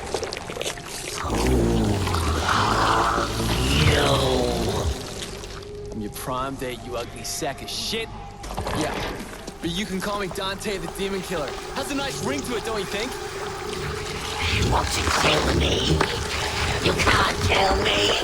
I'm 1,200 years old. You don't look a day over 12,000. Fuck you! Fuck you! Fuck you! Honestly, in this game's attempts to have such witty dialogue like that, it's so lame that it circles back around to being really fucking funny. I said earlier that by the end of the game, I started to really get into it. Like, I didn't want to put the controller down in my second and third sessions with it, but it was not because of the story, that's for sure. The gameplay was just getting better with each mission, but the writing really started to drag its heels in the last few missions. Cat gets captured by Mundus and need to go to the nightclub to capture his mistress who's pregnant with his child. Dante and Mundus trade hostages here. But Virgil decides to just shoot the mistress and the unborn baby anyway to provoke Mundus's anger, which leads to the final set of levels where the heroes fight through Mundus's tower to finish him off. But then, that's another thing about the story that doesn't work. Virgil. Mundus is a hands-off villain. Dante doesn't even meet him until the final boss.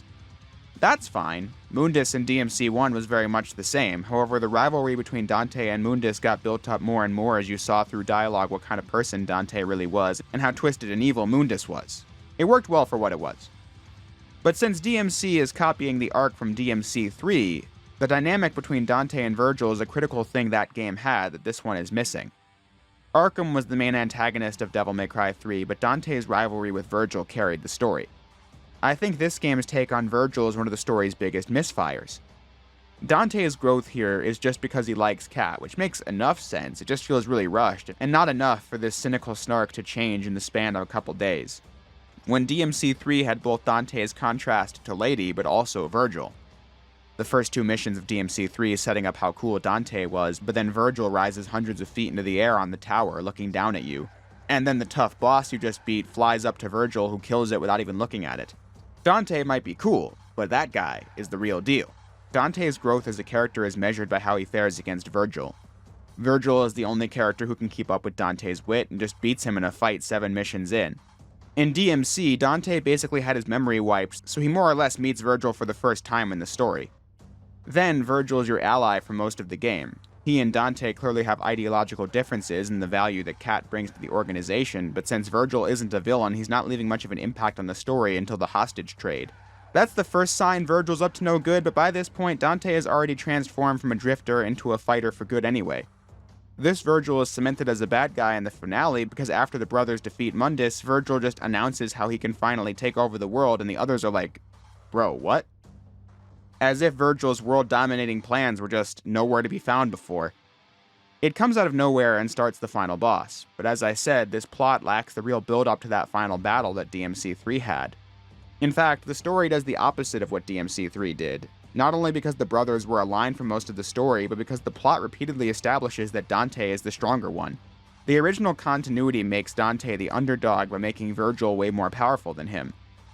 In this version, as kids, Dante was stronger, and in the story, Dante is the one who does all the fighting while Virgil hacks computers and does underhanded stuff like leaving his allies to die and blasting the mistress. Having an underhanded villain who doesn't do his own dirty work can be a good story, but this one just sets up Virgil as a less than threatening figure from the offset. I mean, when Dante says he's stronger, Virgil doesn't even disagree. I'm stronger. I'm smarter. I'm better looking. And I got a bigger dick. So I don't feel any tension when the final fight starts. Dante is the strong one and Virgil's just a weird freak. The final boss doesn't help either. I still get my butt kicked when fighting the Virgil battles in DMC 3 because they were legitimately tough. This final boss is super easy on normal mode. I don't think I ever drop below half health because Virgil's attacks are really easy to dodge and don't do much damage. So it made his defeat and retreat feel pretty inevitable. The game got a DLC campaign called Virgil's Downfall that takes place after his defeat where he opened up a portal and walked away.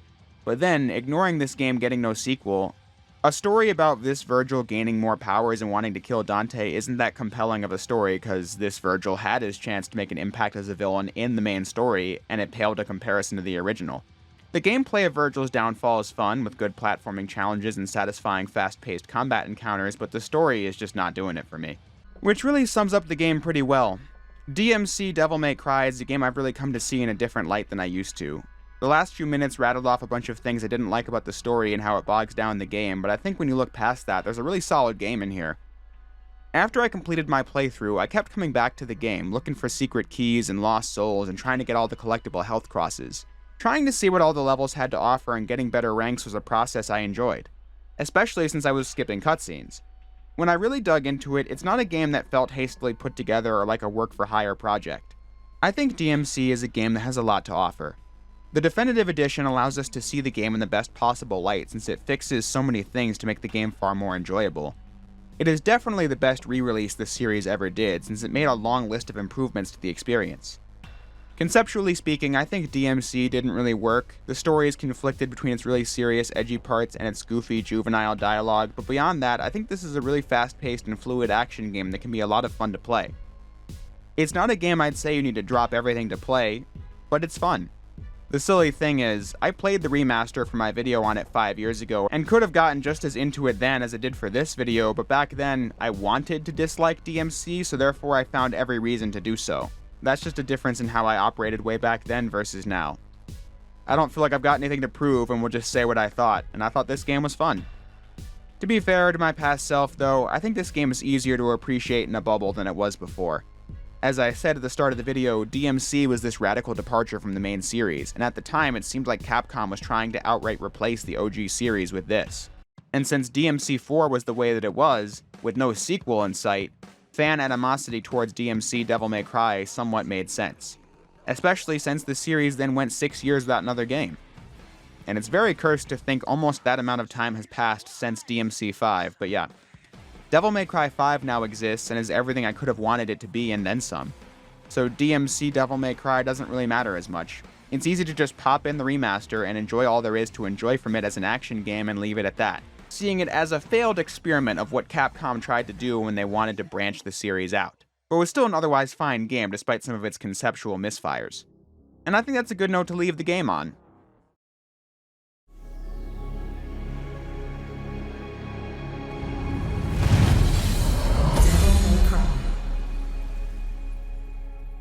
Devil May Cry 5 is one of the best games I've ever played.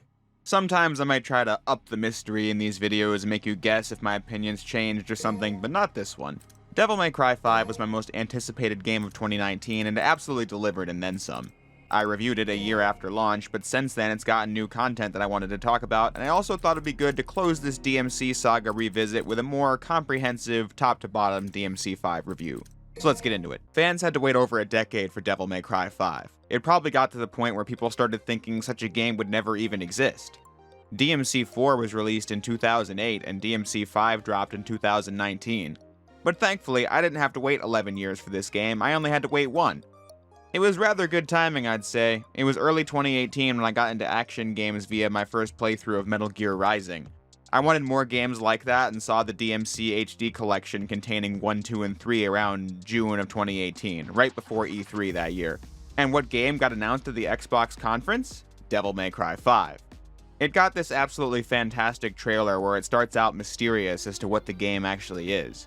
I mean, realistic graphics and monsters in a huge city could be anything, until you see the logo and the badass Devil Trigger theme starts playing.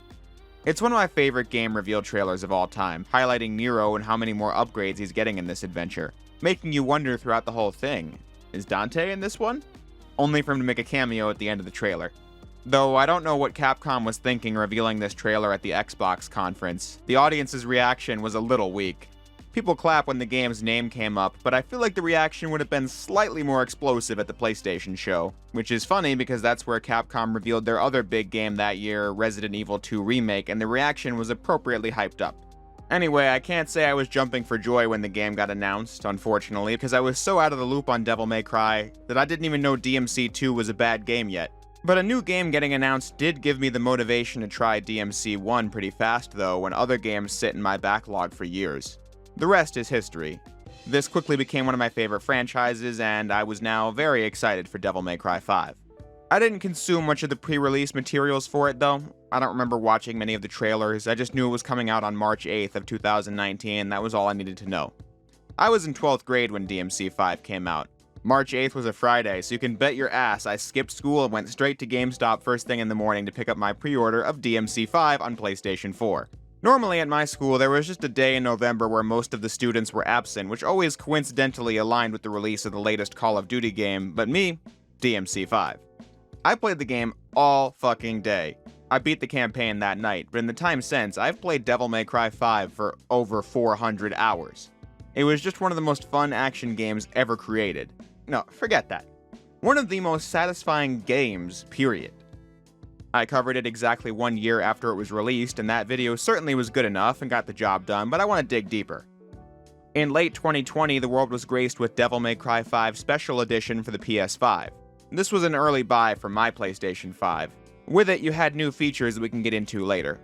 I haven't touched DMC 5 Special Edition before today though, because I was already content playing the game on PC. Plus, I wanted to save my playthrough of Special Edition for a big revisit to DMC 5, and now years later, that day has arrived.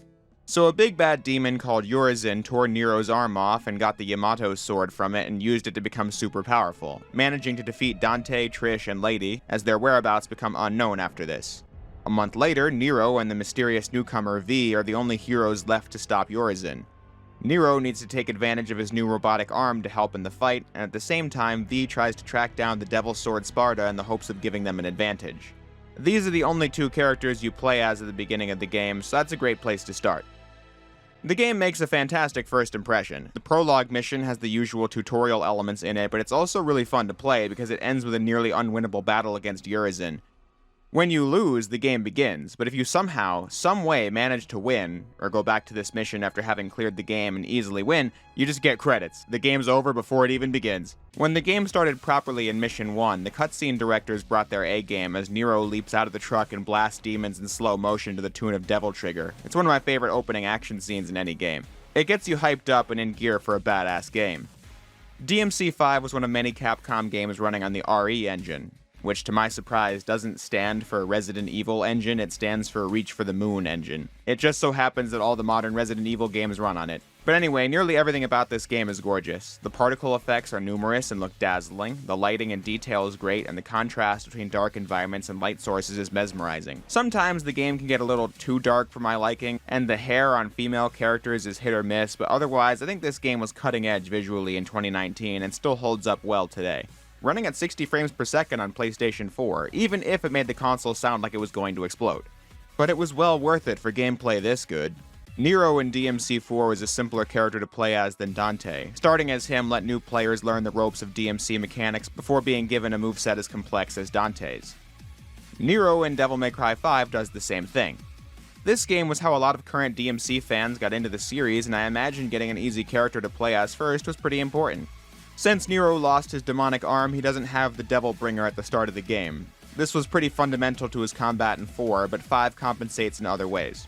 His moveset, besides the Devil Bringer, is pretty much the same. His attack style is very aggressive as you send enemies flying and flailing, and you need to close the gap to keep it up quickly. You can do that with returning moves like the Streak, or the Mid-Air Streak, or the new Dive Attack, or Jump Slash maneuver. You can still quickly dodge attacks with the Table Hopper move, and can increase the power of your moves with the Exceed function on the sword, Red Queen. Like in DMC4, you can instantly rev it up with the right timing if you press the button while attacking. But one of my favorite additions for Nero in DMC5 is the Air Taunt. Taunting was a great way of increasing your style meter and Devil Trigger gauge mid-combo, but now you can do it in mid-air as any character. As Nero, it's just super useful for getting distance from or towards enemies, but you can also do the Exceed thing in mid-air as Nero, and it has some of the most generous timing of any Exceed function in the game. Just as long as you don't get sick of Nero saying this. Let's get airborne. Riding high. Let's get airborne. Riding high. To replace the Devil Bringer, you have the new Devil Breakers. Nico, the daughter of DMC4 villain Agnes, is a mechanic and friend of Nero's and has come up with a bunch of robotic arms for him to use. You unlock more of them throughout the game, but you start with some basic ones like Overture, which you use to send enemies away with electricity or blow them up by attaching explosives, or Gerbera, which turns into a giant laser, or Punchline that allows you to do a giant uppercut. Using the charged up version of any of these attacks destroys the Devil Breakers, so you need to use them carefully or keep an eye out as you find more of them scattered throughout the levels. During your first playthrough of DMC5, the Devil Breakers really mix up the gameplay since you don't know which ones you're going to find, and then you have to use them to the best of your ability in the midst of combat. Getting hit while trying to use one also destroys it, so it's got a risk versus reward element attached to it. One of my favorites to use in the early game was the goddamn Mega Buster from Mega Man. Everyone here hopefully knows how much I love Mega Man, so seeing Nero fire the pellets from the classic Mega Man games and do the jump pose and the slide instead of dodge rolling was a real treat. The best Devil Breaker was the Buster Arm, though. This one just becomes the Devil Bringer, allowing you to slam enemies around. It's the core function of Nero combat, so I just stuck to this one as much as I could as soon as I unlocked it. However, I think all of them are fun to work with before you unlock the actual Devil Bringer at the end of the game. All these improvements and refinements just make Nero's gameplay even better than it was in DMC4. But mentioning the greatness of Nero's gameplay requires that I talk about the music. Nero's battle theme, Devil Trigger, is prominently featured in the reveal trailer and is one of the best songs ever made for a video game. It's high energy, it's hype in combat, and is a great listen that was well composed and performed. I love this song, so much so that I made it every character's battle theme for a while. What's great about the music in this game is the dynamic element to it. When combat starts, the music will kick in slowly, and as your style grade goes up, it'll begin the lyrics, but only when you're at a super high style rating will the chorus kick in, and that's just such a great touch that makes even the song a satisfying part of the combat experience. I never really listened to V's theme, Crimson Cloud, that much, so I don't really have a big opinion on that one, and Dante's theme, Subhuman, can be kind of catchy to listen to sometimes, but Devil Trigger is just a constant earworm. I could listen to it any day of the week. But if we're talking about my favorite thing related to Devil Trigger, it would be this one random memory from 2019. I was obsessed with this song and played it on the speakers whenever I was out driving. But one time I was at a red light and was blasting this song, and someone in the lane next to me was looking and jamming out to it as well. It's a true story. But sadly, few games are perfect, and Devil May Cry 5 is no exception, even if I think it's a significant cut above most every other game out there. In Mission 4, you switch over to V. The team wanted to add a new Devil Hunter to the playable roster and wanted to do something much different with him than Nero and Dante. What they settled on was something very unique. V is a human with a limited amount of demonic power. He needs to use demons under his command called familiars to do his attacks for him. Mysteriously, all of them are enemies that Dante killed in Devil May Cry 1. Griffin, Shadow, and Nightmare. The controls for V are very similar to Nero and Dante, it's just how you engage with combat that's very different. V is quite fragile, so you have to have him hang back and you use buttons to command Griffin and Shadow. The melee attack button is how Shadow fights enemies and he comes with a plethora of combos, while the shoot button commands Griffin to blast enemies from afar. And when your DT gauge is full, you can call in Nightmare for heavier attacks. These devils all have their own health bar, so you need to take care of V and also the familiars at the same time to make sure they don't die. If they do, it takes a bit for them to heal and get back in the fight. I'm sure this took way more playtesting than most any other DMC character ever crafted, and I'll say the controls are remarkably intuitive. For example, while moving V from side to side with the stick, I had no problem also using the stick to activate Shadow's Arbiter attack that sends enemies into the air. While I appreciate the teams want to do something fresh with V, and I think they did a good job programming it, it's the only part of DMC 5 I don't love. I do believe the carnage can be enjoyable at times, especially when Nightmare is active. There will be explosions non-stop and enemies flailing around, and then Griffin is sending electricity all over the screen and Shadow is impaling demons. It can be quite a spectacle. I don't think V's style is joyless. As I said, it can be an entertaining spectacle and the finishing blows are satisfying. I just don't like how V can get really button mashy on Devil Hunter mode or normal mode. My first triple S combo in this playthrough was Mission 4, because as V, it's pretty easy to get away with just mashing the buttons and watching the sparks fly. In my original review of DMC 5, I was feeling like perhaps there was something I was just missing with V's style that it made me not click with it. But it's as simple as this.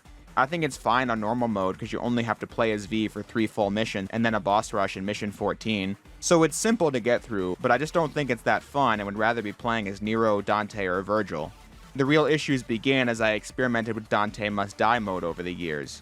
That's when I felt like V's style really wasn't up to par with the others.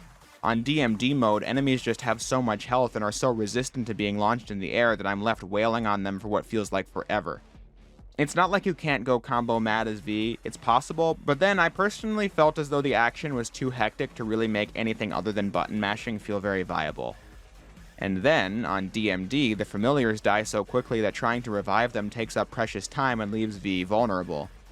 I just don't think he was that fun to play as, and his missions, as small as the percentage of the game as they may be, are my least favorite parts of the game to play. But to reiterate, I don't think it's abysmal, especially on Devil Hunter or Son of Sparta mode. I just don't ever replay these parts compared to the other 3 playable characters. It's fine, it's just the only part of the game I don't enjoy, in an otherwise S-tier game. If you want to talk about actual problems I think DMC 5 has, you can look at the pay-to-win mechanics. You might not even notice that this is a thing because going from mission to mission you won't see it. The connection to the shop to use real money is in the main menu. I'm normally not someone who gets super up in arms over microtransactions. In fact, I didn't even mention them in my original review of DMC 5 because it didn't get in the way of my experience. But how it works is that you can just buy 6 blue orbs to increase your health instead of earning them in the game with red orbs or searching for secret missions. And for as low as $2, you can get 100,000 red orbs, with which you could buy almost an entire character's moveset right from the start of the game. If that's the kind of player you are, that's entirely up to you. It's just a video game, and you can spend your money however you want. I'm saying that on principle I have some issues. 1. The game was $60 at launch. Needing extra cash through things like this clearly showed how high production costs had gotten in AAA games. And 2. It just throws off the balance of the game. In all Devil May Cry games, how it's supposed to work is that you earn red orbs from performing well in-game. Enemies drop more of them if your style rank is high, and you get more of them for good mission ranks.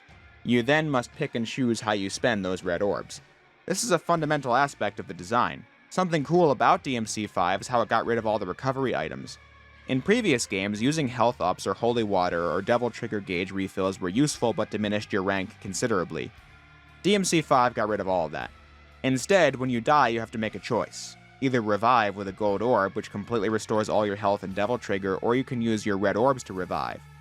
When picking the orb option, you get to spend a little to gain a tiny bit of health back and hope you can make it, but if you die again, the red orb price goes up. You can spend a middling amount to get half health back, or spend a lot to get everything back and even do damage to nearby enemies. All 4 of these choices are valid depending on the situation, and I think it's a fantastic system that adds a lot more depth to the experience than the old items did. Using or not using an item just came down to if you care that your rank goes down. This gets players of all skill levels to think a bit before they decide what they want to do when they die. But the cool new system is thrown off by the fact that if you wanted to spend $2 actual dollars, you'll have all the red orbs you could possibly need. Which is funny because red orbs aren't even that hard to earn in this game. See that? That's my PC save file I've been using since 2020. I've got over 7 fucking million of the suckers, and I didn't pay for any of them. People's biggest issue with microtransactions are that if they're successful, you'll never know when publishers will draw the line.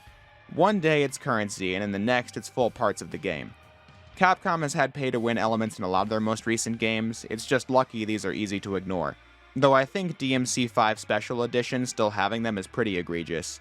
One of the points of a remaster like DMC 4 Special Edition, or DMC Definitive Edition, is that it's supposed to be the complete package, all DLC included. So that seems like a ripoff, since DMC 5 SE was still a full-price game. But looking at what you do get from this, DMC 5 Special Edition has Turbo Mode, which has become a must-have feature for me when playing Devil May Cry games, since it ups the game speed by 20%. The re-release has graphical options like ray-traced reflections, but that can't be used with Turbo Mode, so I didn't bother with it. The legendary Dark Knight difficulty is selectable here, where it just ups the enemy count by a significant degree, making style points and red orbs easy to amass if you think you can survive the hordes. And last but not least, DMC 5 SE comes with a Virgil campaign. Like 3 and 4, it's just the main campaign, but with Virgil playable in all the levels. But this one feels a lot different than the other two. In 3, I just thought Virgil's playability felt tacked on and that he wasn't fun to use. And then in 4, I just didn't want to play the repetitive campaign again, even though Virgil's fun to use. In DMC 5, he has an even more fleshed out moveset than 4. He has all the same weapons, but they feel so much more impactful to use when activating many of the same combos he's always had. But then he's got new moves like a clone of himself you can use to fight with your Devil Trigger gauge, or your Sin Devil Trigger gauge where Virgil becomes super powerful and flies around the room slaying all before him. And when the gauge on top of your health bar is full, you can just totally annihilate everything with Yamato's Judgment Cut or this super powerful ground slam with Beowulf that will send any boss flying up into the air. Virgil's a really easy character to get to grips with in DMC 5, and he's the most powerful DMC character yet, making him also one of the most fun DMC characters ever programmed. But the best thing about his mode is the music. Virgil hasn't gotten his own battle theme before, and they absolutely went fucking ballistic for this one. Casey Edwards, the composer of Devil Trigger, cooked up Bury the Light as Virgil's theme. I have absolute confidence in my opinion that Bury the Light is genuinely the greatest song ever composed for a video game, full stop. Now, I haven't heard every gaming song, of course, but I really do think this one takes the cake for me, and definitely belongs in the conversation of best gaming songs.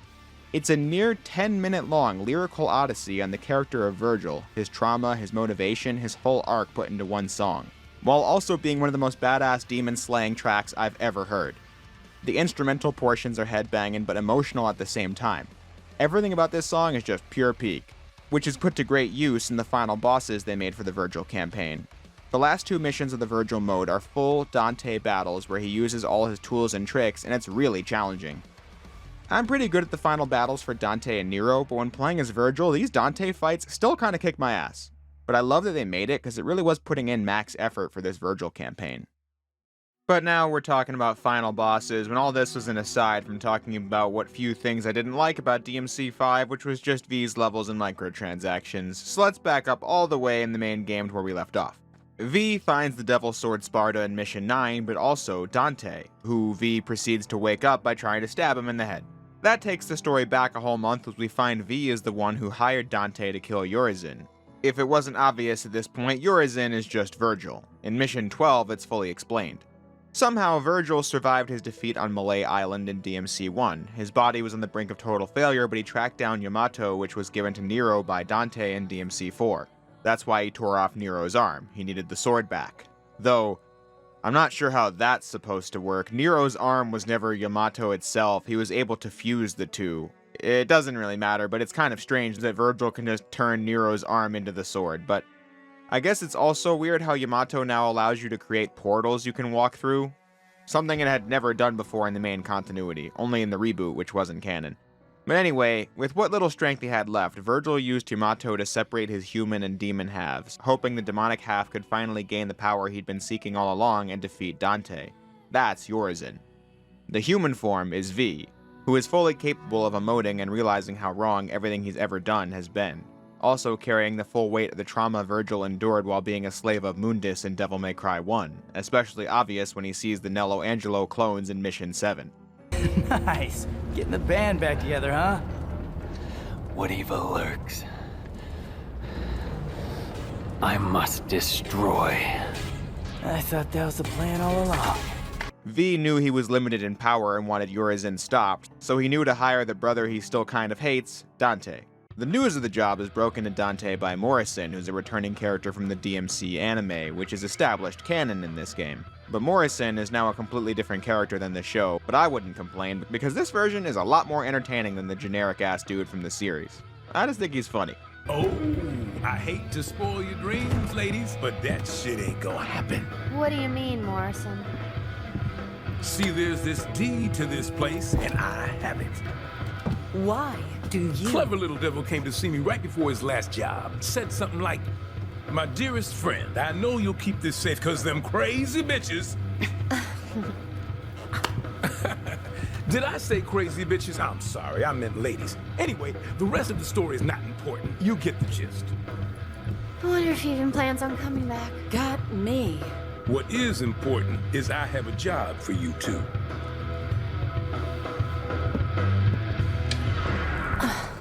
Cause the rent ain't free. Mission 10 is Dante's first mission, and it takes place before the prologue where Dante gets beat by Urizen. And then once that backstory is explained, you jump to Mission 11 where the plot continues. Dante's gameplay style is very similar to DMC 4. You have Trickster, Swordmaster, Gunslinger, and Royal Guard, and you switch between them with the D-pad. But while Dante's abilities had a high skill ceiling in DMC 4, there wasn't much to do with it because he had a small list of weapons and not that many missions. Compared to DMC 3, where Dante had a lot of tools at his disposal, but he couldn't make use of all of them at once throughout the campaign. DMC 5 fixes this issue and is the best of both worlds. Dante unlocks a bunch of weapons in this game. In Mission 10, you have Ebony and Ivory and the shotgun, but also Rebellion, which functions the same as always, and Balrog, the bare-handed option.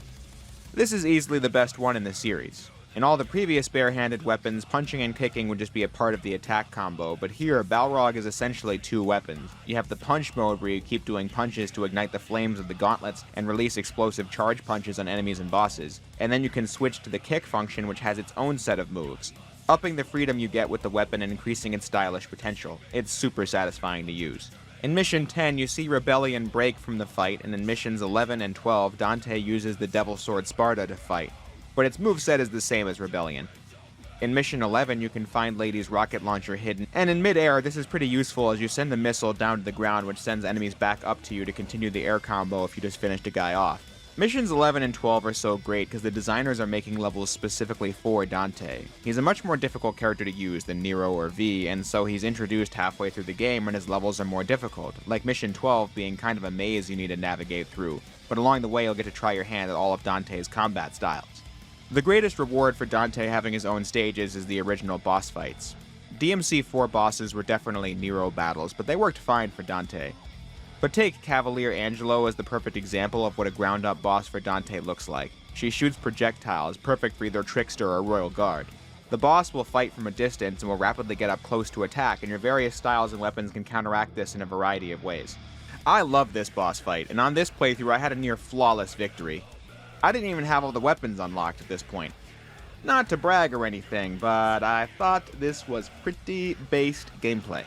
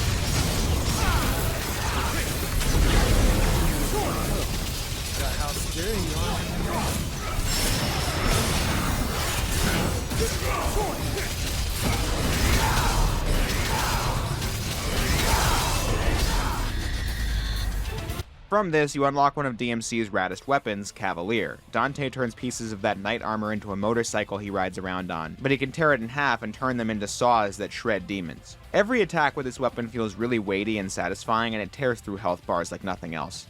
The only weird thing about it is that DLC for the original game was an alternate version of the weapon called Cavalier R, which was painted red and had a new Swordmaster ability where it would drive forward even in midair. It's super useful, but only available as DLC for the original game. Special Edition thankfully includes it by default. You just can't use it in Bloody Palace for some reason. But either way, it's a sick-ass weapon. But the hits and the hype don't stop there.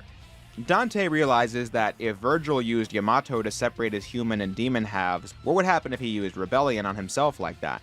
He then fuses his body with Rebellion and the Devil Sword Sparta to transform into his Sin Devil Trigger form with a new sword, the Devil Sword Dante.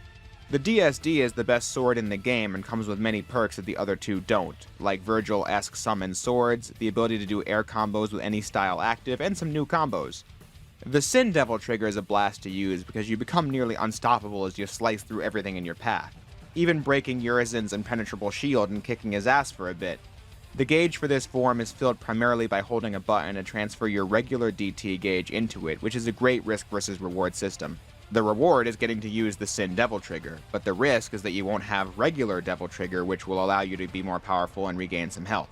Also, the DT gauge in this game was changed so that if you don't execute Royal Guard blocks perfectly, it'll consume your DT gauge and not your health. So if you drain all your DT gauge into the Sin meter, Royal Guard becomes riskier to use. But Sin DT is so powerful that it's worth it, especially once you unlock the upgrade that lets you skip the transformation sequence if you have a triple S combo going.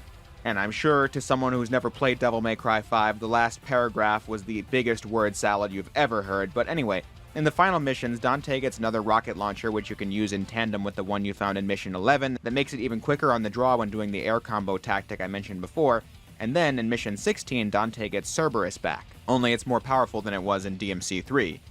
It's very similar to the old weapon, only now it has a fire bow staff equipped and an electricity rod alongside the icy nunchucks, making the weapon even more versatile. And the last upgrade for Dante to discuss is Dr. Faust, which Nico made for him. It's a hat that consumes red orbs to attack with, but you also gain red orbs when killing enemies with it. It's fun to use and all, but the greatest thing about this weapon is that it's a demonic hat that allowed the developers to do a series of Michael Jackson references. None better and more out of nowhere than the weapon reveal scene. Dante has had a bunch of goofy weapon reveal cutscenes, but none top this.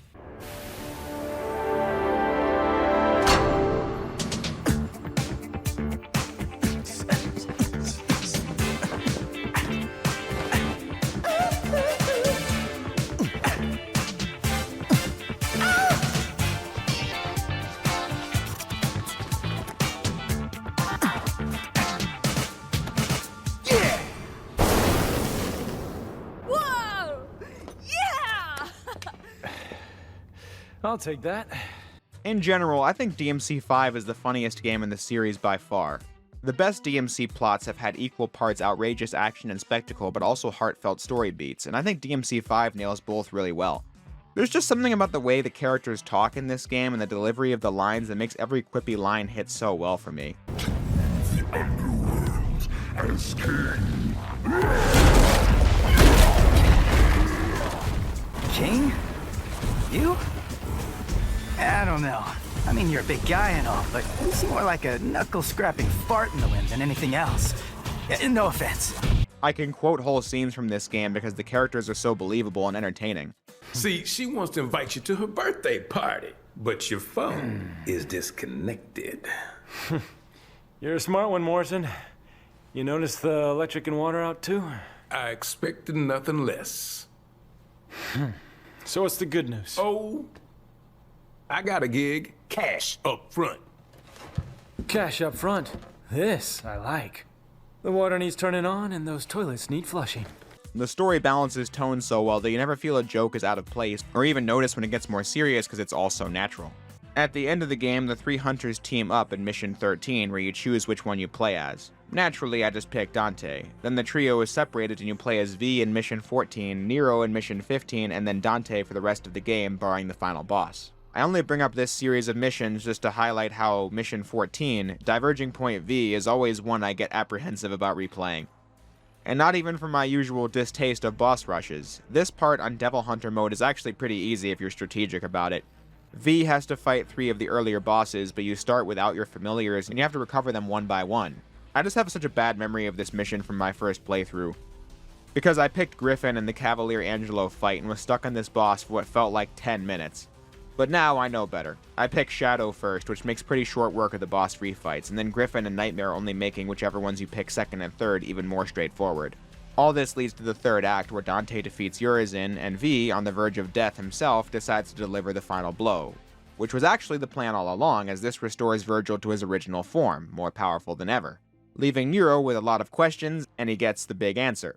If that's your brother, what happened to V?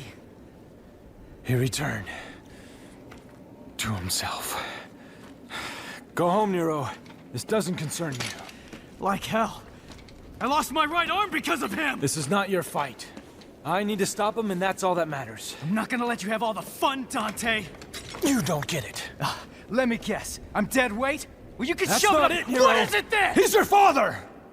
I can only imagine that, for the longtime fan, this was a bone-chilling moment. To actually get to see on screen Dante confirming to Nero that Virgil is his father. Something that, when replaying DMC4, was pretty obvious, but again, finally seeing it happen 11 years later must have been really awesome. I like how Dante tells Nero he was dead weight in the prologue, probably because he knew that would piss Nero off and hopefully make him quit the mission. But then the reason he wanted him to do that was because he didn't want his nephew to know his father was the bad guy who needed to be stopped.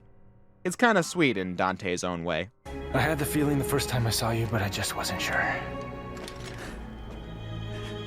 And then I saw how the Yamato reacted. And I was certain. He's your father.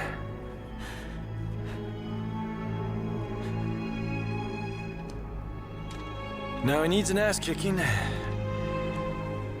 But I can't have you go kill your old man. In Mission 18, Dante makes his way to Virgil, but he has to battle V's familiars to do it. The reason they're all DMC1 bosses is because they were the physical manifestation of Virgil's trauma from being a slave of Mundus. And now they want to get another shot to kill Dante.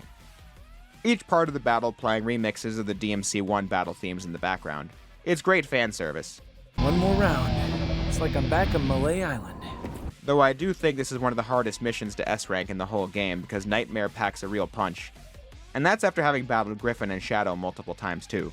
When Virgil reaches the top of the Clyphod, he ponders about something pretty interesting. DMC 5 brings Virgil's character full circle and makes it abundantly clear what the DMC Saga was about.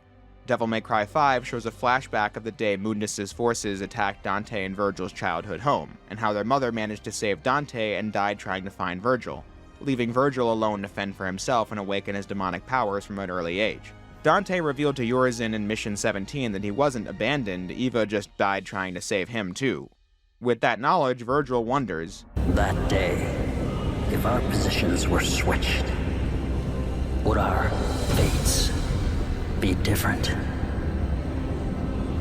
Would I have your life and you mine?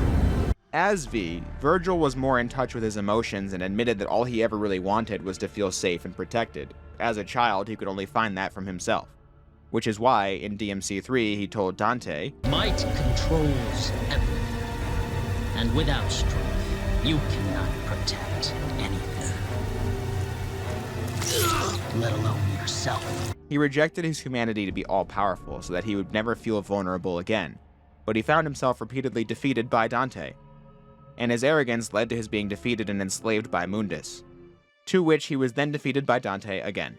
Virgil's resentment of Dante makes perfect sense because in his mind, he's the one who sacrificed everything to be all-powerful, and yet Dante is the son of Sparta who won in DMC 3. Dante is the son of Sparta to defeat Mundus. Dante is the one to vanquish demonic overlord after demonic overlord. Dante is the name feared throughout the whole underworld, while Virgil suffered defeat after defeat. But what always made Dante more powerful was his human side. In DMC 3, he embraced being half demon, half human. By finding his strength in protecting the world, he became truly unstoppable, finding the humanity in others who didn't see it in themselves, and not hesitating to stop those who threaten the human world. That is true inner strength, the thing Virgil always lacked in his quest for more power. That's the setup for what's probably my favorite boss fight ever designed. Time to finish this, Virgil. Once and for all.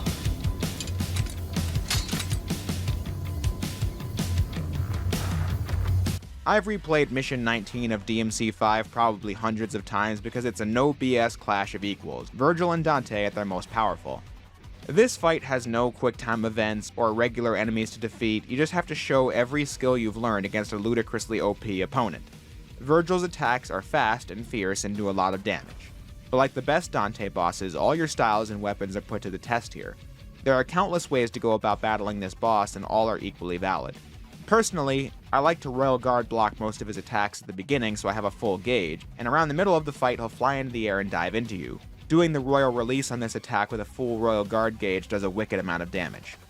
Plus, focusing on Royal Guard builds up the style meter pretty quick, so you can let loose with the Sin Devil trigger in the second half when he uses his own Sin Devil trigger against you.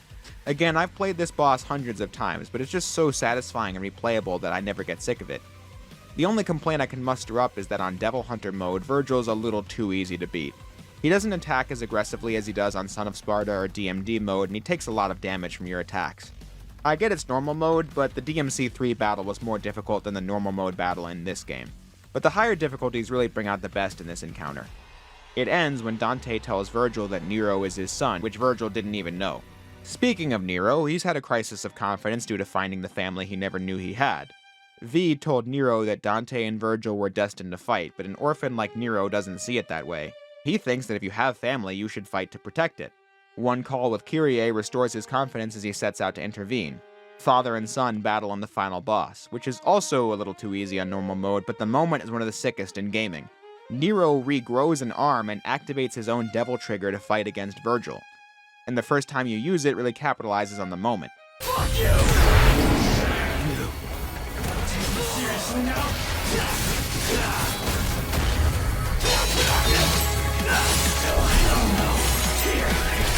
Accepting yet?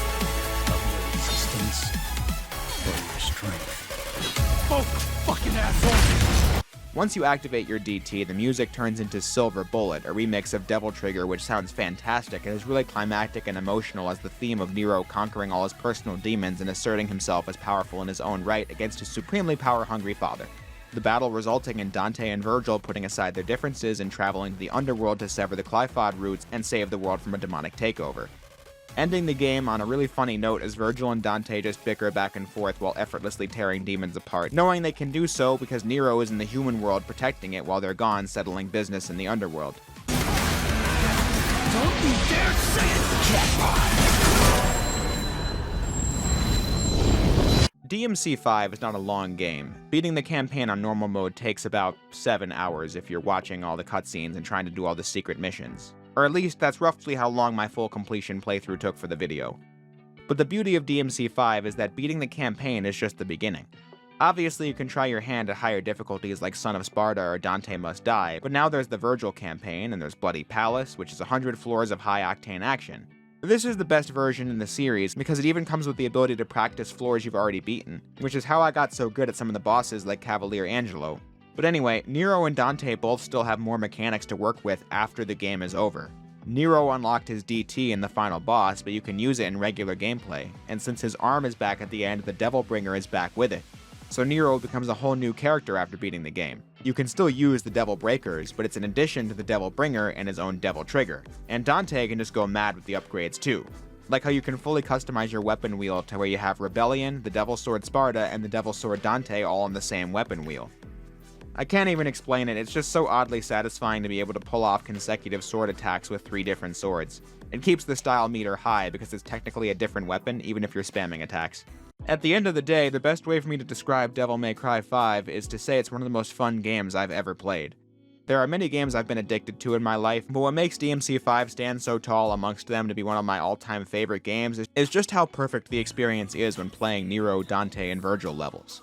The campaign is fun, the post-game is even more so, the production values are top-notch, it's got a fantastic soundtrack with some of the best songs I've ever heard put into a video game. I don't think V is that fun to play as, but besides that, I think Devil May Cry 5 is an all-time great, an instant classic. A game that came at just the right time for me. A game that was super fun and rewarding to focus on in the midst of the uncertainty that comes with graduating high school. But as for what's next for Devil May Cry, I don't know. It's so odd to think that we're nearly at a place where it's been almost 6 years since DMC 5 came out, because the previous game, DMC Devil May Cry, was only 6 years old when DMC 5 released. Devil May Cry 5 is one of the best-selling Capcom games ever made, so I'm sure a mainline game is in store at some point. Just look at how the recent Resident Evil games are all some of Capcom's best sellers, and that's led to nearly yearly content from that series. In the time since this was originally uploaded, it was announced that Hideaki Itsuno was leaving Capcom. Naturally, many DMC fans got curious or even worried what would come of this series without him, especially since it has been so long since the release of Devil May Cry 5. However, I merely wish him the best in his future endeavors and look forward to whatever comes next of DMC, or not. Games as good as DMC 5 don't come out every day. Being able to end on a note like that doesn't happen to a lot of franchises, so while I don't think the series is over, I wouldn't really mind if it was. Maybe Capcom will pull an RE and give us remakes of DMC 1 through 3 or something. I have no idea. Maybe Nero takes center stage in DMC 6. Can the series survive without Dante? Truly, I don't know. But whatever it is, I'm definitely going to be there day one. No matter how much time passes between DMC 5 and the next game, it doesn't matter because we got DMC 5. It's a fantastic, near masterpiece that ties the DMC series together in ways I don't think anyone ever expected. And to be honest, that's enough for me.